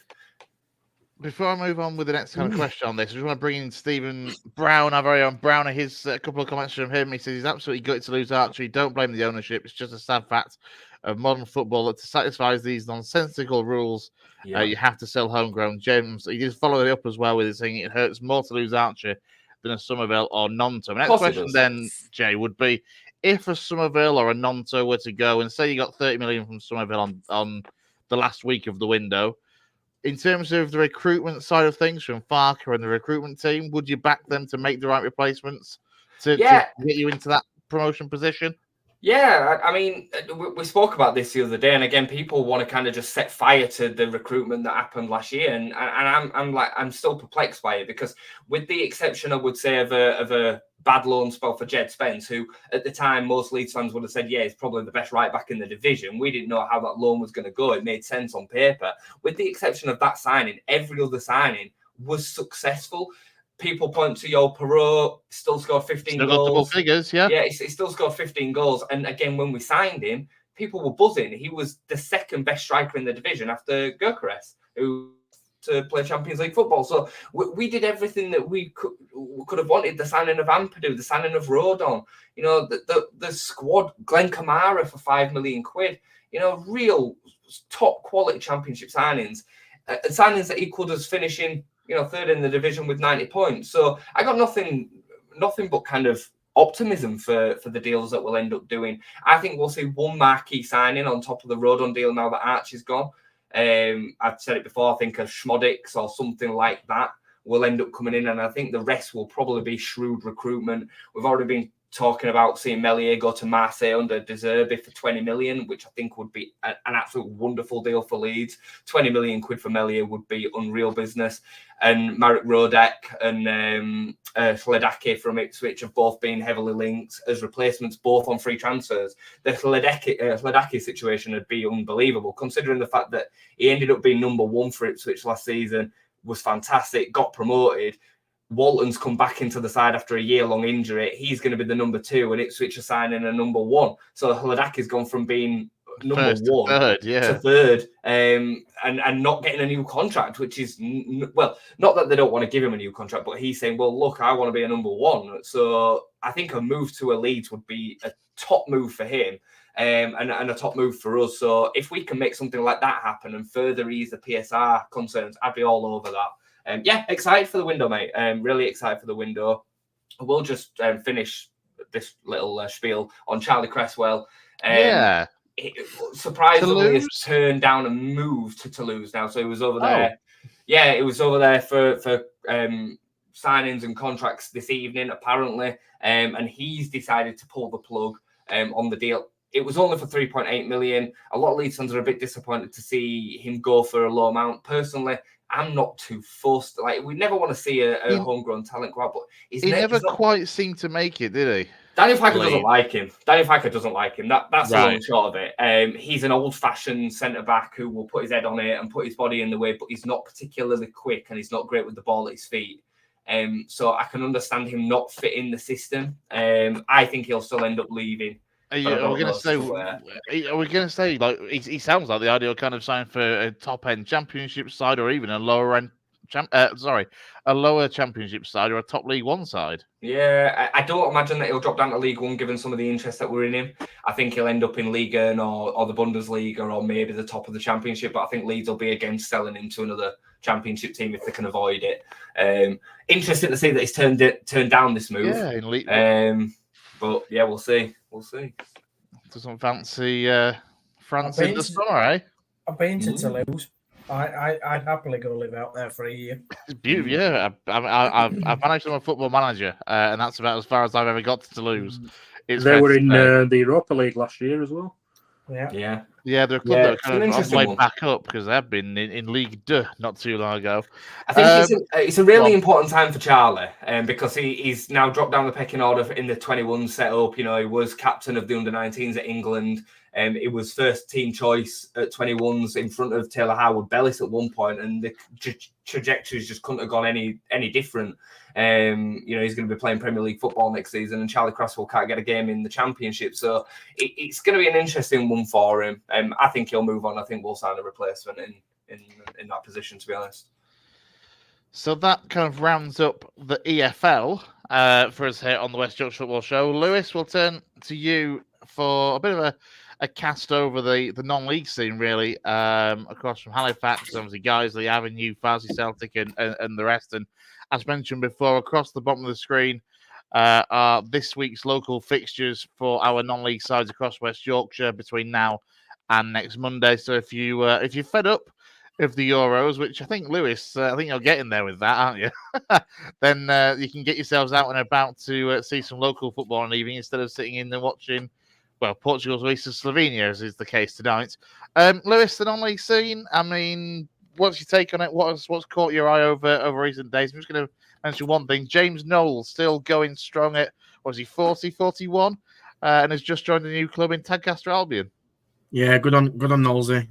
Good lad, isn't he? Yeah, top bloke is Jim. In fact, we interviewed him many years ago on this show, on the first incarnation of it. It must be 11, 12 years ago, James Knowles, when he was, I think before he referred to him as a veteran defender at like 32.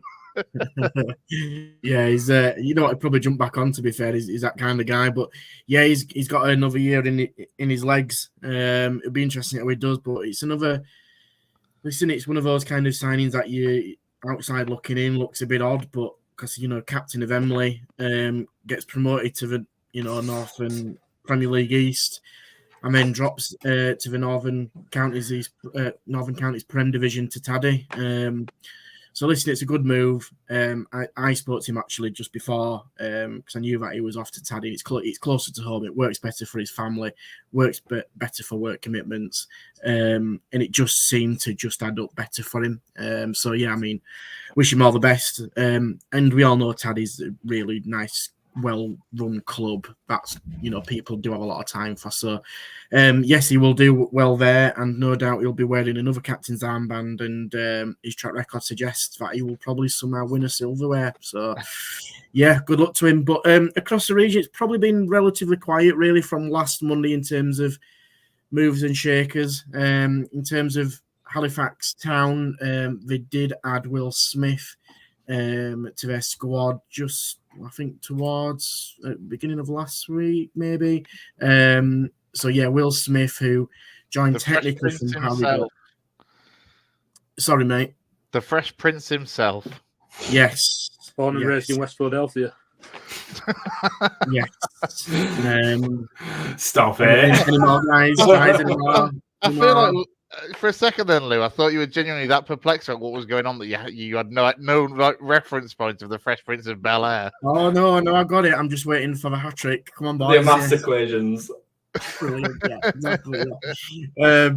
So yeah, obviously he's joined technically from Harrogate, but he only made one appearance last season before moving on to York, and he pretty much played the full campaign at York. So he joins Halifax Town, which is not a surprise in terms of the players that they've lost, which Dave mentioned a couple of weeks ago. So they are building. I know that they've got back into pre-season training. And looking at some of the comments in the local press, they're looking to try and extend Jamie Cook's contract, and they're apparently quite close to that, maybe in the next 24, 48 hours. A couple of players are not taking part due to recovering from operation. So apparently we've got a free trialist that have joined a group of 27. So which, to be fair, for a National League club isn't bad at all. So Millington, we all know that he's trusted, and he's very shrewd at his business, so I'd expect Halifax to do okay. Yes, they've had a few out the door with the likes of Keane and Gooden, but at the same time, they will get the players in that they get. So that's National League. And then dropping, so I know we mentioned that, obviously, last week, I think, that Farsley announced plenty of signings on the day. On that Sunday where they announced them to the fans, and I think that 8 or 9 signs in one day, wasn't it? They unveiled. Yeah. So they're up for a massive reset this season. And listen, I'll be honest. I think looking at their squad, they are going to probably be looking over the shoulder a little bit, but that will maybe give them some fuel to do what they can do, because at one point last season they were mid-table and looking upwards, and then just slid away, unfortunately. So, listen, they've got signings that are probably more tested in kind of the MPL level a little bit. They've obviously got a bit of a joke in the pack with Robbie Fox from Albion Sports, who hasn't played at that level, but is a talented kid at the local level and deserves an opportunity to have a chance. And then kind of elsewhere, well, tonight, in fact, Guiseley have announced signing Jake Lawler. Yeah. He's back. So he's back, back with Barrows and Bosch, and Martin, the physiotherapist, who's gone back there as well. So they're just signing real solid National League North players, building a squad that's experienced. It is a classic Barrow and Bosch signing. And I must admit, when I saw Jake Lawler leave Darlington, there was pretty much only one place he was going to go. So 33-year-old, versatile defender, centre midfielder. He'll do exactly what Barrow and Bosch will want, is to be sure, be steady, control, and just dominate that spine in first third of a pitch for his team. So I think it's a really, really good signing. I know he's had a couple of injuries recently at Darlington, which has probably prevented him playing quite a few games for them. But if you're a Guiseley fan, official, and player as well, you're looking at that and going, that's not a bad signing at all. Yeah. So I think Guiseley are doing the business very well, and they're not shirking the fact that they're going for promotion. They've been pretty blunt on that, which is, a bit of a bounty on the head. But at the same time as that, once you come out saying in comments, you've kind of got to back it up. So that's Guiseley.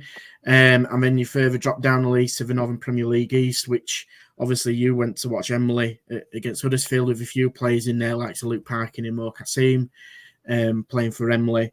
But I know that they'll be announcing signings, I think, probably shortly. Avenue have added Alex Francis from Radcliffe, so 21-year-old centre-back who's really highly thought of by Bernard and John over there at Radcliffe, who have a really good relationship with Danny Whitaker. That's how that one's come about, really. So Alex has played quite a few seasons at Earlham and been picked up by Bernard and John over there at Radcliffe, who've got big raps on him. They hold him in high regard. And basically what we've been able to do is secure him for the full season. Yes, the age says 21, so he doesn't appear to have massive experience. He's probably not the ugly centre-back that everybody wants.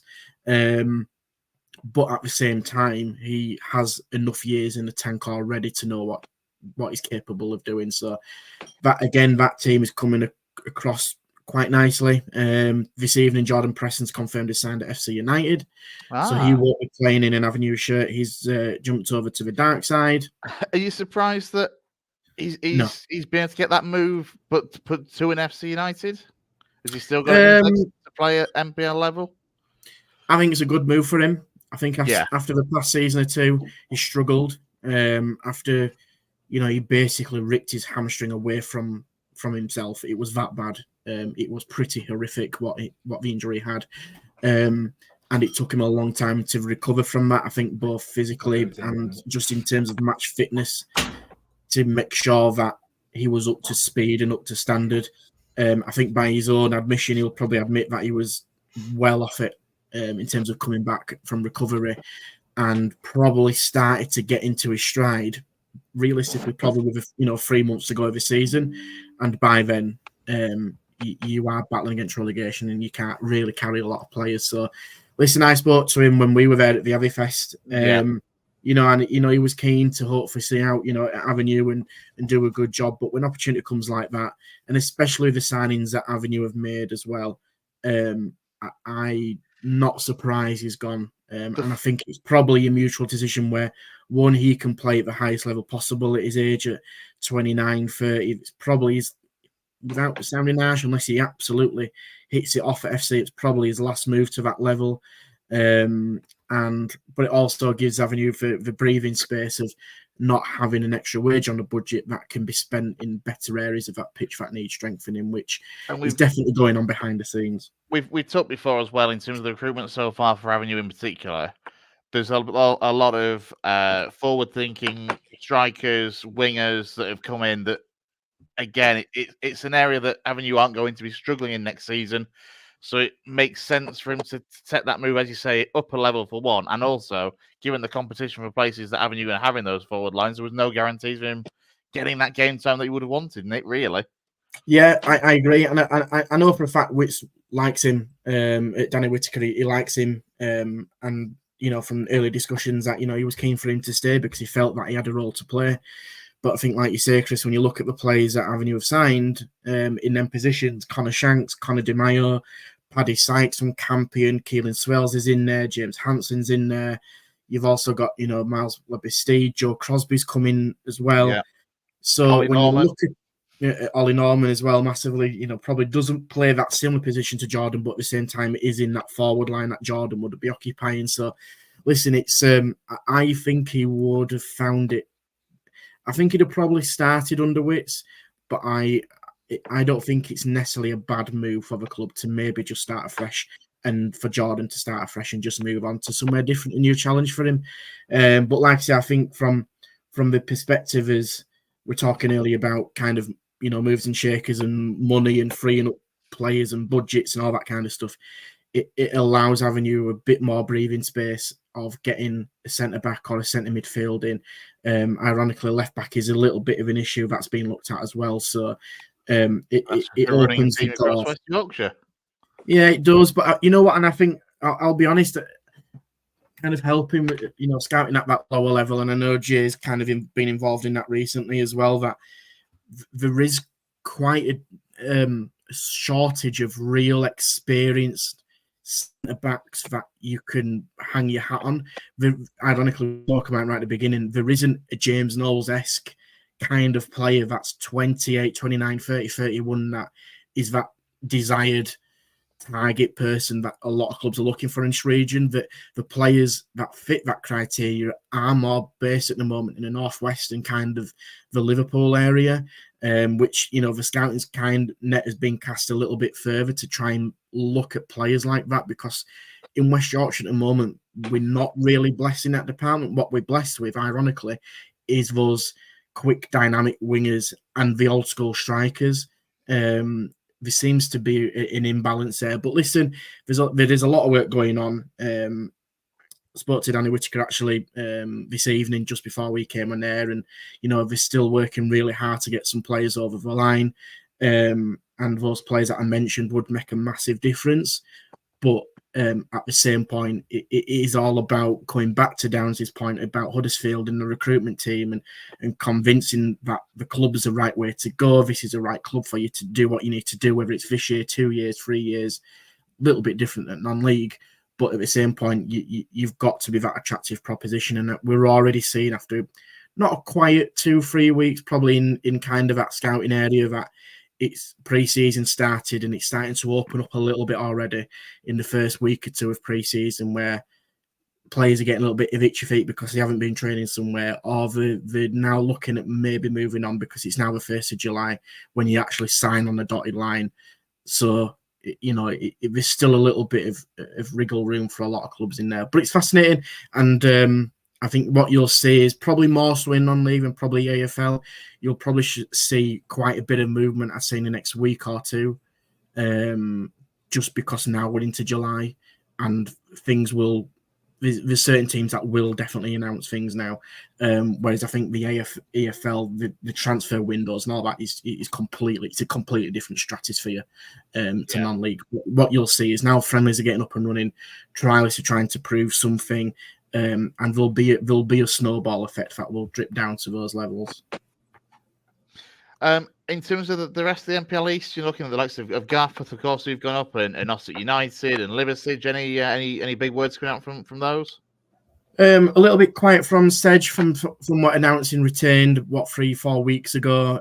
Gareth have confirmed, I think, like Sam Barker, Cable are staying there, which are really good retained players for the likes of Gareth, because they've built their team last year on a real strong small squad. That wasn't blessed with numbers, but there was that unity, that togetherness that really got them through, and that little bit of quality, which is what they needed to get them over the line against Albion in the end. So they haven't, as far as I've seen, I haven't seen any new signings yet. But like I say, now it's the 1st of July. I expect the doors to be open, and the social media's been a little bit wild. So I think it is kind of just keeping an eye on that over the next few days and seeing how that goes, and seeing messages from players and cryptic messages that you get and people following and liking, all that kind of stuff. And that happens at non-league as well. Probably more so than the Football League. Yeah, absolutely. Question from Ian for you, Lou. I mean, obviously, I remember Gaz has mentioned in terms of when it was the release list from Bradford City, and Noah Wadsworth was on it, a highly rated young prospect, just hasn't quite made it at City. Any word on him in terms of where he may end up? No, I've not seen much. I haven't seen much of where he's ended up, and I'm guessing he will be probably trialing at a club locally. But he's one of those that, unless you know his face, he'll be announced as a trialist somewhere, Guiseley, Farsley, whatever that looks like. But yeah, I mean, listen, Ian, he's one player that I've brought up in the past as well, because he's a capable left back. I think, again, a bit of symmetry to what we're saying about with Gaz with League Two and National League. There's a basket of players that kind of drop out that League Two who are probably not really up to National League level either. And probably Wadsworth at the moment fits into that criteria. So it's really difficult when you start dropping down the leagues of finding that club, and you almost don't want to become too desperate to just pick anyone. And it's holding your resolve a little bit to get the best deal and the best club for yourself. But I would expect him to trial somewhere. It wouldn't surprise me, like Ian said, if Farsley are kind of just sniffing around.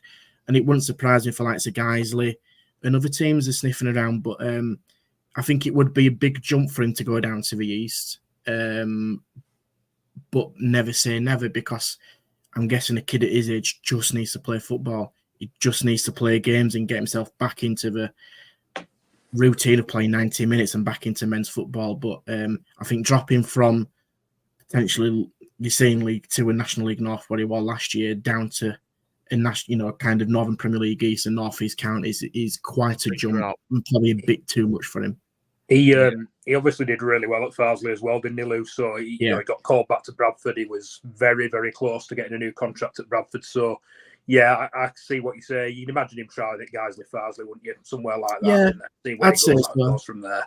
Yeah, I'd say so. And we're seeing things it's now, and because I've had messages this evening as well, just before we've come on, is people are looking at photos of pre-season training and going, oh, he looks familiar. It's like there was one at Geisley, and like Geisley have posted a pre-season pic, and I'm not kidding, there's like a quote of somebody's back of the head, and when somebody's gone, oh, this is this person, I'm like, actually, yeah, you're right. Honestly, it's like Sherlock Holmes and detective to try and work out who's who. Every year is like that. All the same. Every year. All the same. And when you go to a non-league game, and I know we've got the ticker going down, but when you go, you will get those people, and I'll openly admit I'm probably one of those people going, who was he? Like, who's he trialing? What's his trialist name and all that? You start working out, and then you put one and one together, and you end up with 567. It's ridiculous. And not by the beginning of the season, there's probably about one trialist who was actually got a deal to play for the season. Not last season, but the season before. I watched Halifax pre-season at Farsley. And literally, I think they had 18 players, and I think something like 13 of them were trialists. It was ridiculous. Like trialists A, B, C, D, E, F, G. Yes, it was I were there. What am I meant to do with this? And you know what, though, Jay? I was at the same game, and I messaged somebody because I recognised Reece Staunton, and Reece were trialling at Halifax at the time, weren't they? And I went, oh, Reece is there, because he just, I think he was looking at maybe potentially City were a little bit of a place. And as soon as I mentioned it, and I was like thinking, oh, you know when you're thinking you shouldn't have mentioned it, because everybody next minute's going, oh, Reece Staunton's trying at Halifax. I'm like, oh my God, like it's just, once you say one name, it's just gone in it, where people just start speculating about everything when he was still really, I think he was still technically under contract, or he was still with Bradford City, not being officially confirmed he'd left. Well, that day, I think Jesse Deborah were playing. Yes, he was. And really weirdly, he was then playing at Eccleshill in a pre-season friendly game the week later, and I was like, yeah, he can't have been looking for a move there, but he must have just been filling it. I don't know what was happening. I was like, I'm sure I saw him play for Halifax like 3 days ago. Like, yeah, it's bizarre what goes on at that level. It's a crazy world, and honestly, we've seen some of it, haven't we? But non-league pre-season is unreal, because it's on like a different level to some of the stuff of what you see. But, and also when you do see some of the trialists, even at non-league level, and that's not being disrespectful to some of the teams that are in there, but you will get some trialists who they're probably as good as me at football, and that says a lot. Shouldn't be anywhere near it. Shouldn't be nowhere near that level. And how they get a trial in the first place is beyond me. So I think from a club's perspective, it's real trying to manage that pool of trialists that come in against the first team, because a lot of them are back now. Friendlies have kicked off already. They're kicking a lot of them starting this week. So you don't want your squad full of trialists, because you need your squad to be together. And I know for a fact this is one thing that we've said at Avenue, that as a recruitment kind of team that we spoke about, and what the manager wants, he doesn't want loads of trialists. And I think there might be potentially 2 or 3 as part of it at the moment as a first team. Because once you start flooding your squad with trialists, you're not really building that relationship as what you want, and you're not probably getting the best of both worlds. But there's a lot happening. And again, to kind of a little bit go back to Avenue, you know, I know Avenue. I think we're training 3-4 times a week. Like, it's intense already in pre-season. This isn't teams who are just rocking up for an hour and kicking the ball in the park at non-league level. This is already serious stuff where, you know, the training Thursday, Friday, Saturdays, Tuesdays, Thursdays, Fridays. You know, this is some of the routines that we're going through because, you know, at this level, it's important to be fit and be back up and ready. And this isn't what people think it might be. It is on a different level from what it probably was 10, 20, 30 years ago. Without a doubt. We'll see if Noah Wadsworth is travelling at Farsley, because I know they're at Eccleshill United a week tomorrow, which is one of the 3 seasons that I've been keeping my eye on. So I was thinking of trying to get down to that. So we'll see if Noah Wadsworth's there, Lou. Anything else in the non-league scene that's caught your eye, or shall we? He says with bated breath, move on to Euros. Let's hand over to Gaz. I thought this was the West Yorkshire football show. No, we don't need to talk about that, do we? Well, I mean, we did look. Myself and Steve and Lou, we did a England versus Slovakia review last night. Flash meltdown. I say review. If you've got an hour and 3/4 going spare, then you can go and check it out. It's on the channel. But so with that in mind, let's go to Gaz to start with on England. And look, I know you were out with some friends waiting to take in the game yesterday. Your overall take on it, Gaz? There's only a couple of us actually. I went round to his house to watch it in the end and couldn't obviously join the stream, so I was driving back from Skipton over to Aki after. But it gave me time to digest it, and even when you've digested it, you just can't deny how lucky we were, really. I know there's 2 sides to every story, and I just felt that we struggled, as we have done in the other games, to break teams down. But Slovakia would have more of a threat at the other end than possibly the 3 teams that we played in the groups were. And obviously punished us early on, and then once they'd scored, it became that whole can you break them down, and we didn't, and we struggled to do it. Obviously Bellingham's popped up at the end with a bit of magic that, you know, he's one of those players that can do that, and it'd be interesting to see how long it lasts going forward, how long we can keep doing it, or whether we're going to have to change it. We've been saying for ages that we're going to have to change it. I put a screenshot in the group chat today. I think most of you saw it, and a few of you agreed with it, that there needs to be a change to possibly. So this guy on Twitter had suggested 3 at the back and a box midfield and Walker, because obviously Gay's not going to be able to play, is he, in the next game now? And there's even stories tonight I saw on the internet that Bellingham might be suspended because of something he's done after when we scored, a gesture he's made to the bench or something. So that's going to create even more problems. But does that give you the opportunity to put Foden into the 10? There's just so many questions. And sadly, I just don't see Southgate making the changes that we expected him to, that we think he needs to make. And that's probably going to be cost us at the end of the day. Switzerland are a step up. I believe that they've been probably with Austria, the surprise package so far, and it's a step up for us on Saturday, and we're going to have to be a hell of a lot better. I'm going to take pelters here, I suspect. But yes, we've been bad, but we are still just getting through it. Oh, God. Shut up, Chris. Yeah, shut up, Chris. Sorry, I'm dropping Chris. Shut up, Chris. I think Downsley or Lou, somebody sent a message to the group afterwards. It might have been you, Chris, saying, you wish I'd have been on because I'd have been positive with Chris. And I was like, well, you're looking at me to be positive. You're struggling, aren't you? Only at certain points. I mean, look, as I said last night, I would rather play badly and be progressing than play well and have crashed out yesterday. So, yeah, look. Sure, but also, I'm just saying, like, we just Slovenia, performance. Slovenia are currently holding Portugal as well, so it's not just surprise package, mate. Jay, big question. Still not scored yet. Should have scored earlier as well, you know. Jay, big question, Jay. Saka at left back. I'm all right with it in a 5 at the back. Yeah, I just don't think we should have been changing to it 60 minutes in when we're desperate. I think should be something that we've worked on in 3 or 4 days worth of training, and that's where it then sets out to play. That was my problem with it yesterday. I weren't turning back on what I said because I previously said it could be an answer. I just think it gives us more balance on what we're dealing with yesterday. you know, Trippier found himself in two positions, fantastic positions, spoons one over the bar. If that's Saka, he probably scores, and because he can take it onto that left foot naturally and strike a goal. You know, does he make a better? I know it's not really Trippier's fault; it's probably a bit harsh. But the cross into Foden came a little bit late. Is it because we were a little bit uncomfortable with trying to play in on his left foot? Foden should have been offside anyway, but you know, need to be offside, are they? Let's be honest. Yeah. So I just continued yesterday with the same kind of frustration and just head loss that I'd had the rest of the week. And the reason that we're getting a little bit sacky with you, Chris, it just feels like some England fans just want to cope a little bit. Like, oh, that were a good cross from Trippier. Like, look at the rest of the performance. We should have been 3-0 down in the first 25 minutes yesterday. We should have been. And you were like, oh, it's not been that bad going forward. Like, come on, let's have some actual standards for this team. Like, we should be blowing these away.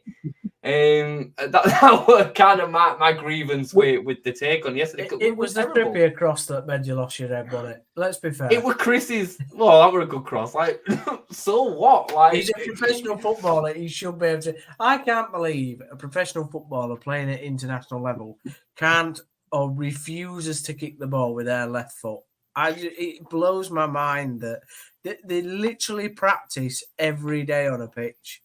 I agree that when you're looking at a player that just will not use his left foot, Trippier's not doing that. Trippier can use his left foot. Oh, mate, come on. He's not natural at progressing to the byline with it because why would he be? That's different. But he turns in all the time. So that's what Jay's just explained. That's exactly what I'm talking about. No, but what I'm saying is there was 3 times where the ball was crossed to him, like on a diagonal.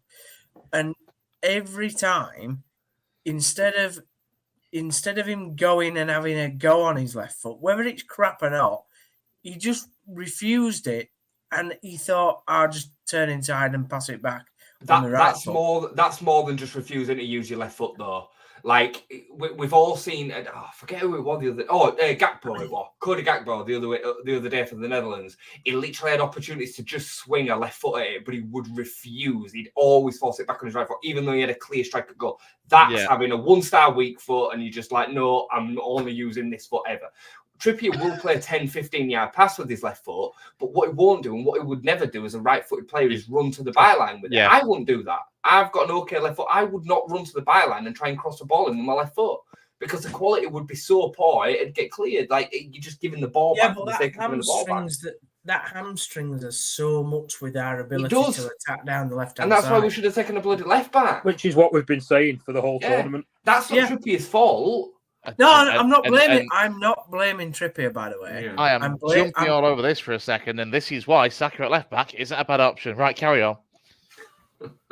I think like I said, I've made my point to that. I think if it's a 5-back and that's how we start in the game and we're going out with the intention of doing that, I think this is what we will probably do. By the way, I really hope you're right. I think it is. I against a better team. Given the fact that they're likely to play 2 up front, we're going to need to swell that area. And I think Kyle in there in a back 3 with Trent in the right wing back makes a lot of sense. I agree. I'd even be tempted to go 5-3-2 and start Tony. That's what I'm doing. I'm going 3 at the back. I'm sticking Trent at right wing back, Saka at left wing back, and then going with it from there. Like you said, Walker comes in at centre half as the third centre half. That's what I'd be doing. And we talked about this yesterday. And obviously, showing my age a bit again. But 1990, what did Bobby Robson do? He changed it midway through the tournament. That's what my point was yesterday. Lineker spoke about it on his pod. Said, we had a meeting, senior players, Bobby Robson, decided this is what we need to do. We did it, and we never looked back. And maybe I just think that's probably what we need to do. It also, like you mentioned, we talk about the left-hand side a lot, but the longer this tournament goes on, the decision to take Luke Shaw just looks even more and more baffling. Idiotic. But you know what I've heard tonight as well, and this is me Southgate bashing him, but I'm so still angry with him for what he's doing at the moment. So Jordan Pickford apparently is, well, I'm sure I've seen an interview with it actually, that they've got back into base camp at 1:00 this morning and he's done a few interviews.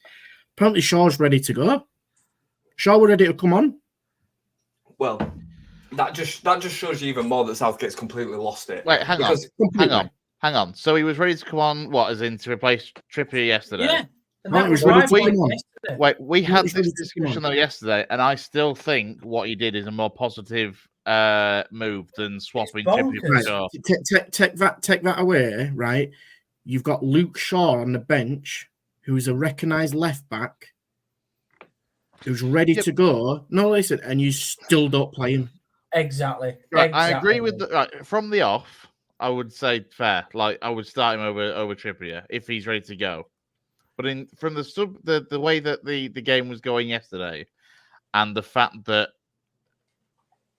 we were trailing, I still think the whole Palmer on for Trippier and moving Saka was a better decision than it would have been just swapping the left back. You see, Chris, we'll never win this argument against you because you'll always be able to throw back in our faces. Well, we won, so we're through to the next round. No, which is an acceptable argument, to be fair. If you wanted to make it, aside from a Bellingham overhead kick, we're out of that tournament. Let's be absolutely clear on that. And that's why I said freak moment of magic that saw us through. I mean, from a well-worked long throw on from the training ground. Oh no, not this. It's crazy that the most threatening we are comes from set pieces. Yeah, that is unacceptable to me. Given all the players that we've got, I 100% agree. And from a set piece perspective, we've been weaker this time than we have been in the previous three.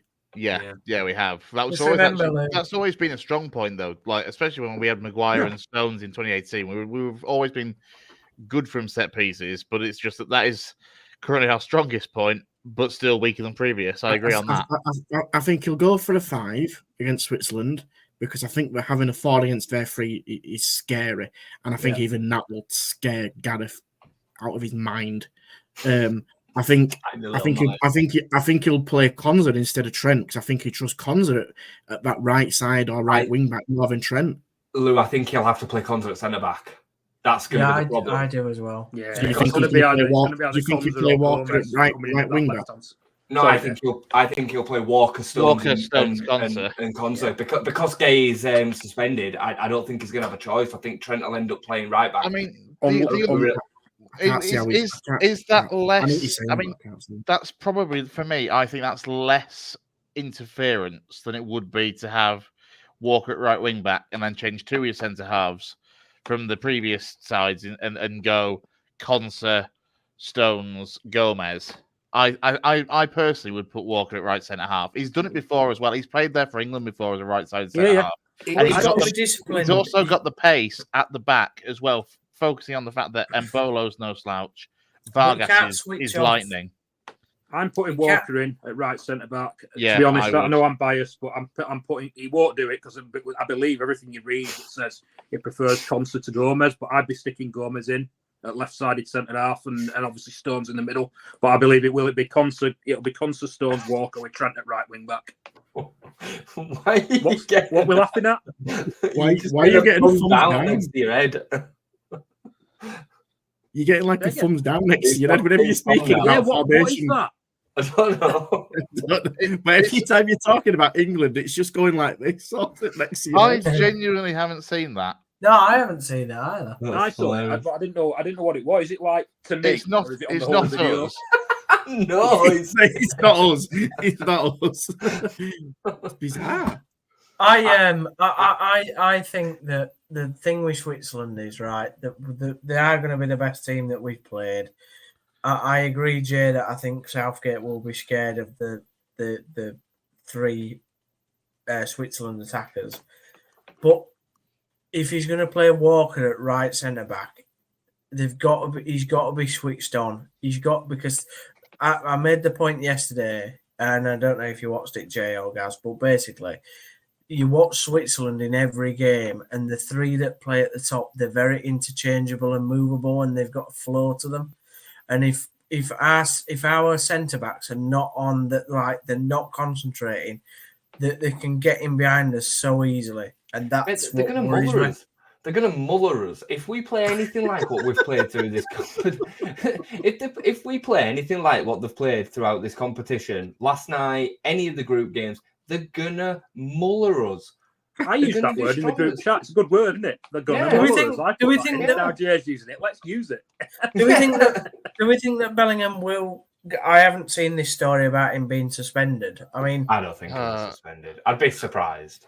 I mean, Christ, puts another what spanner is in the works if he is. It's kind of gone like that towards his bits. That's what he's Yeah. doing. I've seen what he did. What he did was probably irresponsible. But He did it towards he said he's been family doing. friend. He's got some friends and family that apparently it's a close inside joke and whatever the gesture is. Yeah.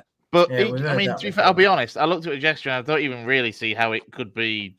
I don't really know what it means, to be honest. I'm not street enough to know, or how it's derogatory towards the Slovakians in honesty either. So, but it would have put a spanner in the works if he was to be suspended, and it would be typically UEFA to just make a decision quickly and decide to do that. But it would put Foden back into a number 10 role properly, regardless of what formation he plays.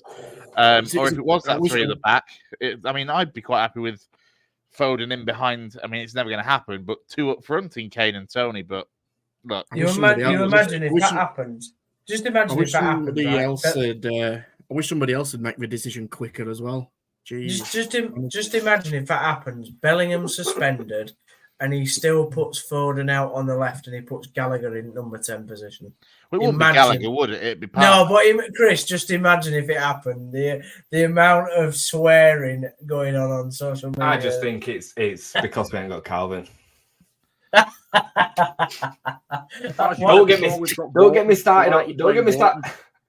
started on Ben White and Jack Grealish. No, Stick Wharton in there. Why isn't he playing Wharton? Well, yeah, you know what, guys, you're right. And also, we'll go back to this. We're playing Switzerland. We're talking about a back three and giving his options on the wing. Ben White gets in there and Jack Grealish starts. But anyway, don't matter, does it, Chris? Don't matter, mate. A whole new podcast. We're so wrong. That is a whole new podcast. But I'm getting on my podium away from England. No, I'm getting on my podium, right? No, let loose so, there.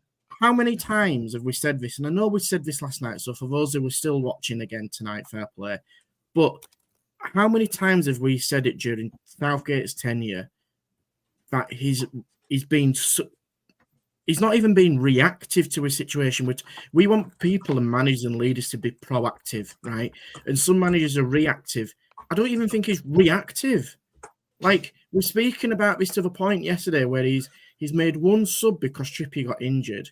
His next sub is 84 minutes. And then he goes on to the press and broadcast TV saying, well, Ivan Toney didn't like me. I'm not surprised. What do you think he's going to do? Do you think he's going to go there all sunshine and rainbows? Can't wait to get on with a minute to go. And like I say, he misses the opportunity to make a substitution at half-time. So that's one of your passes gone. And we still don't make the full quota of substitutions when we're hanging on. And we've got Saka at right wing back and Eze at left wing back. So every time, and the worrying thing is that we've also been in a situation in the previous Euros where he got heavily criticised for I wouldn't say cost us the game, not being far off where he got outscored by Mancini. When we were on top, we were dominating the game. We were proactively going forward and attacking the team when we needed to kill them off. And he still didn't make the substitutions. We're now hanging on. We're winning and we're hanging on. And he still doesn't make the substitutions.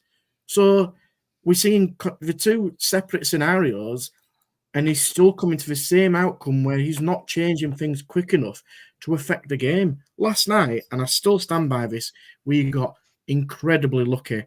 And that luck has got to run out sometime because he can't carry on doing what he's doing. And we're going to win that tournament. There's no chances that happening. Did you see the tweet from Mark Bauer after the game? Yeah, I did see that. Mark. About Southgate might not be a great manager, but I'll give him one thing: he's bloody lucky. But I think Bowser put that on after the game. Yeah. If we'd have been in the quarterfinals last night against Switzerland, we lose that 3 or 4-0. We honestly do because they put us to the sword. It would have been an absolute landslide. As the only grace that we've got is the fact that we've come away from that going through and we can hopefully be better on Saturday. That's it. Yeah, I tell you what, I bet England managers of the past are looking at Southgate's last 4 tournaments and thinking, if only I wish we'd have had that luck when I were manager. I bet perhaps. You know, although it's not all been luck. It's not been luck in every tournament. That's absolute nonsense. But the side of but the side of the draw that we've been on has been favourable in every tournament.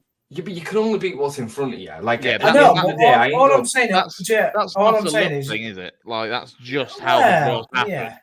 I would say Yeah. last night was the first real in the knockout where we've been like extremely lucky. Yeah. Under Southgate, I Yeah. know we got through on penalties before, but we've always played okay. I thought we were absolutely horrific last night. Like, again, like, we well deserved that to doesn't lose that happen game. again, does it? No, that it last doesn't. night does not happen again. No. Not against anybody that's left, because No. they're But in all eight- just so but in much eight- better.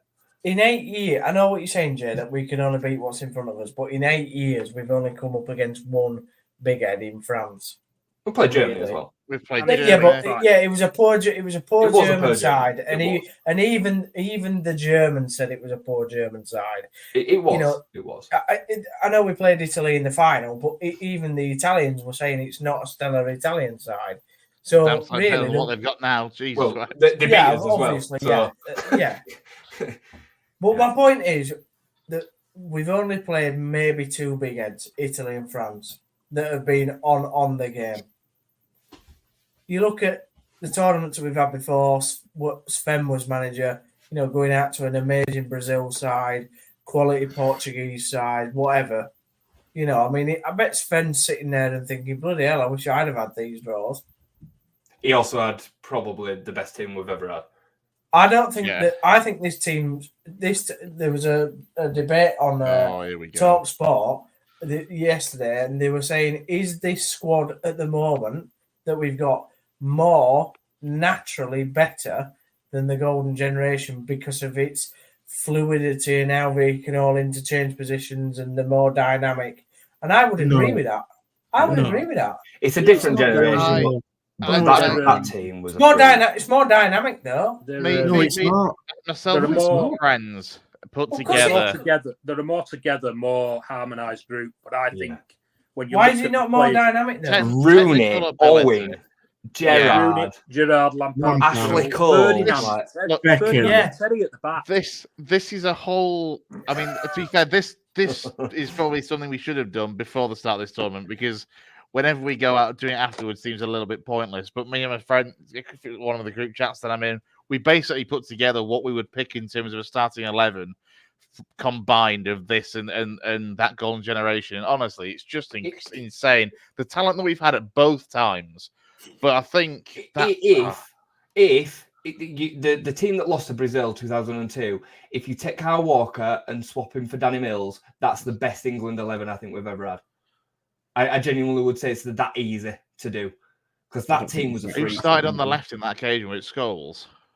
Left wing, Joe Cole. No, but what It you're missing, right. you're missing my point though. You're missing my point that the point was back then we played a 4-4-2 system that was rigid.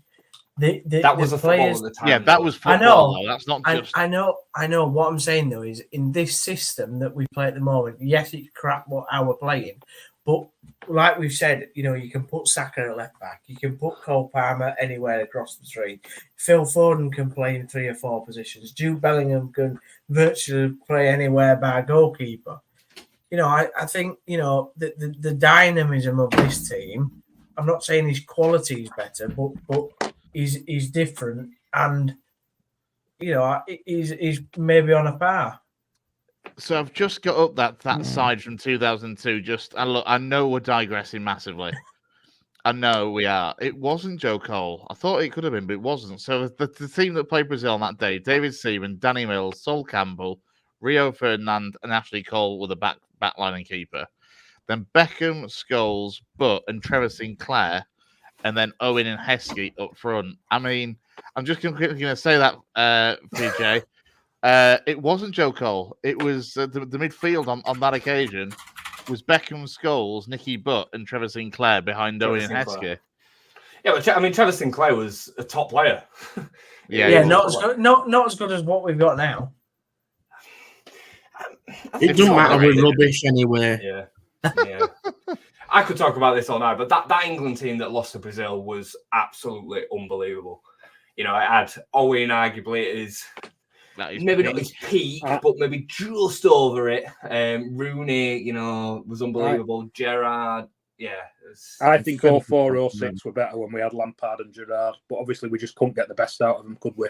You're right about Owen. Oh, I saw you probably read the interview with Owen. That's bloody thumb again. I saw the interview with Owen. I genuinely don't know where it's coming from or how it's happening. I've never seen it come out in all the streams we've done. I've never seen that happen. It's got to be something on your phone. Clicking the like unlike. No, it's not. It's something that you're doing at your end, which is picking up. I've seen another streamer do it where it picks up something automatically that they do, but I don't know how to do it. Basically, guys, get a laptop. Hey, look. Hey! You're moving your hands, basically. Yeah. Other way. I love that. The stream tonight began absolutely tremendously, and it's ending absolutely tremendously. We've been on for 2 hours, 10 minutes. I'm tired. My food's here. Come on, boys, wrap it up. Wrap this up. I think, by the way, there might be a penalty to Portugal. That can't be a penalty, by the way. I've just seen it. At the moment, I don't care. Can we please end the stream? Hello. Thank you, boys. All right, Mr. Sale. So which non-league games are you going to this week? Alex, that's a different matter. I'm not going to get you started on that one. A big thank you, as ever, to Jayson Boocker, to Steve Downs, to Gareth Walker, and Lewis Sale. If you enjoyed the stream, which is questionable, but if you have, do give us a like and subscribe to the channel. We are on social media as well, on W York's Footy, on X, and on the West Yorkshire Football Show on the West Yorkshire Football Show on Facebook and Twitter. Oh my God, he's got fireworks. You have done something in your settings for this, mate. Absolutely unbelievable. It's been an absolute pleasure. We have done just over 2 hours and 10 minutes of this stream. We've covered a lot, though, tonight. It's been a pretty good one, I think, overall, and it looks like Portugal are getting that penalty after all. Yeah. Right, I want to go and watch it. Yeah. Big thank you to everyone, as always. Keep an eye out for more content over the course of the week. I'm sure there will be more to come. Good night.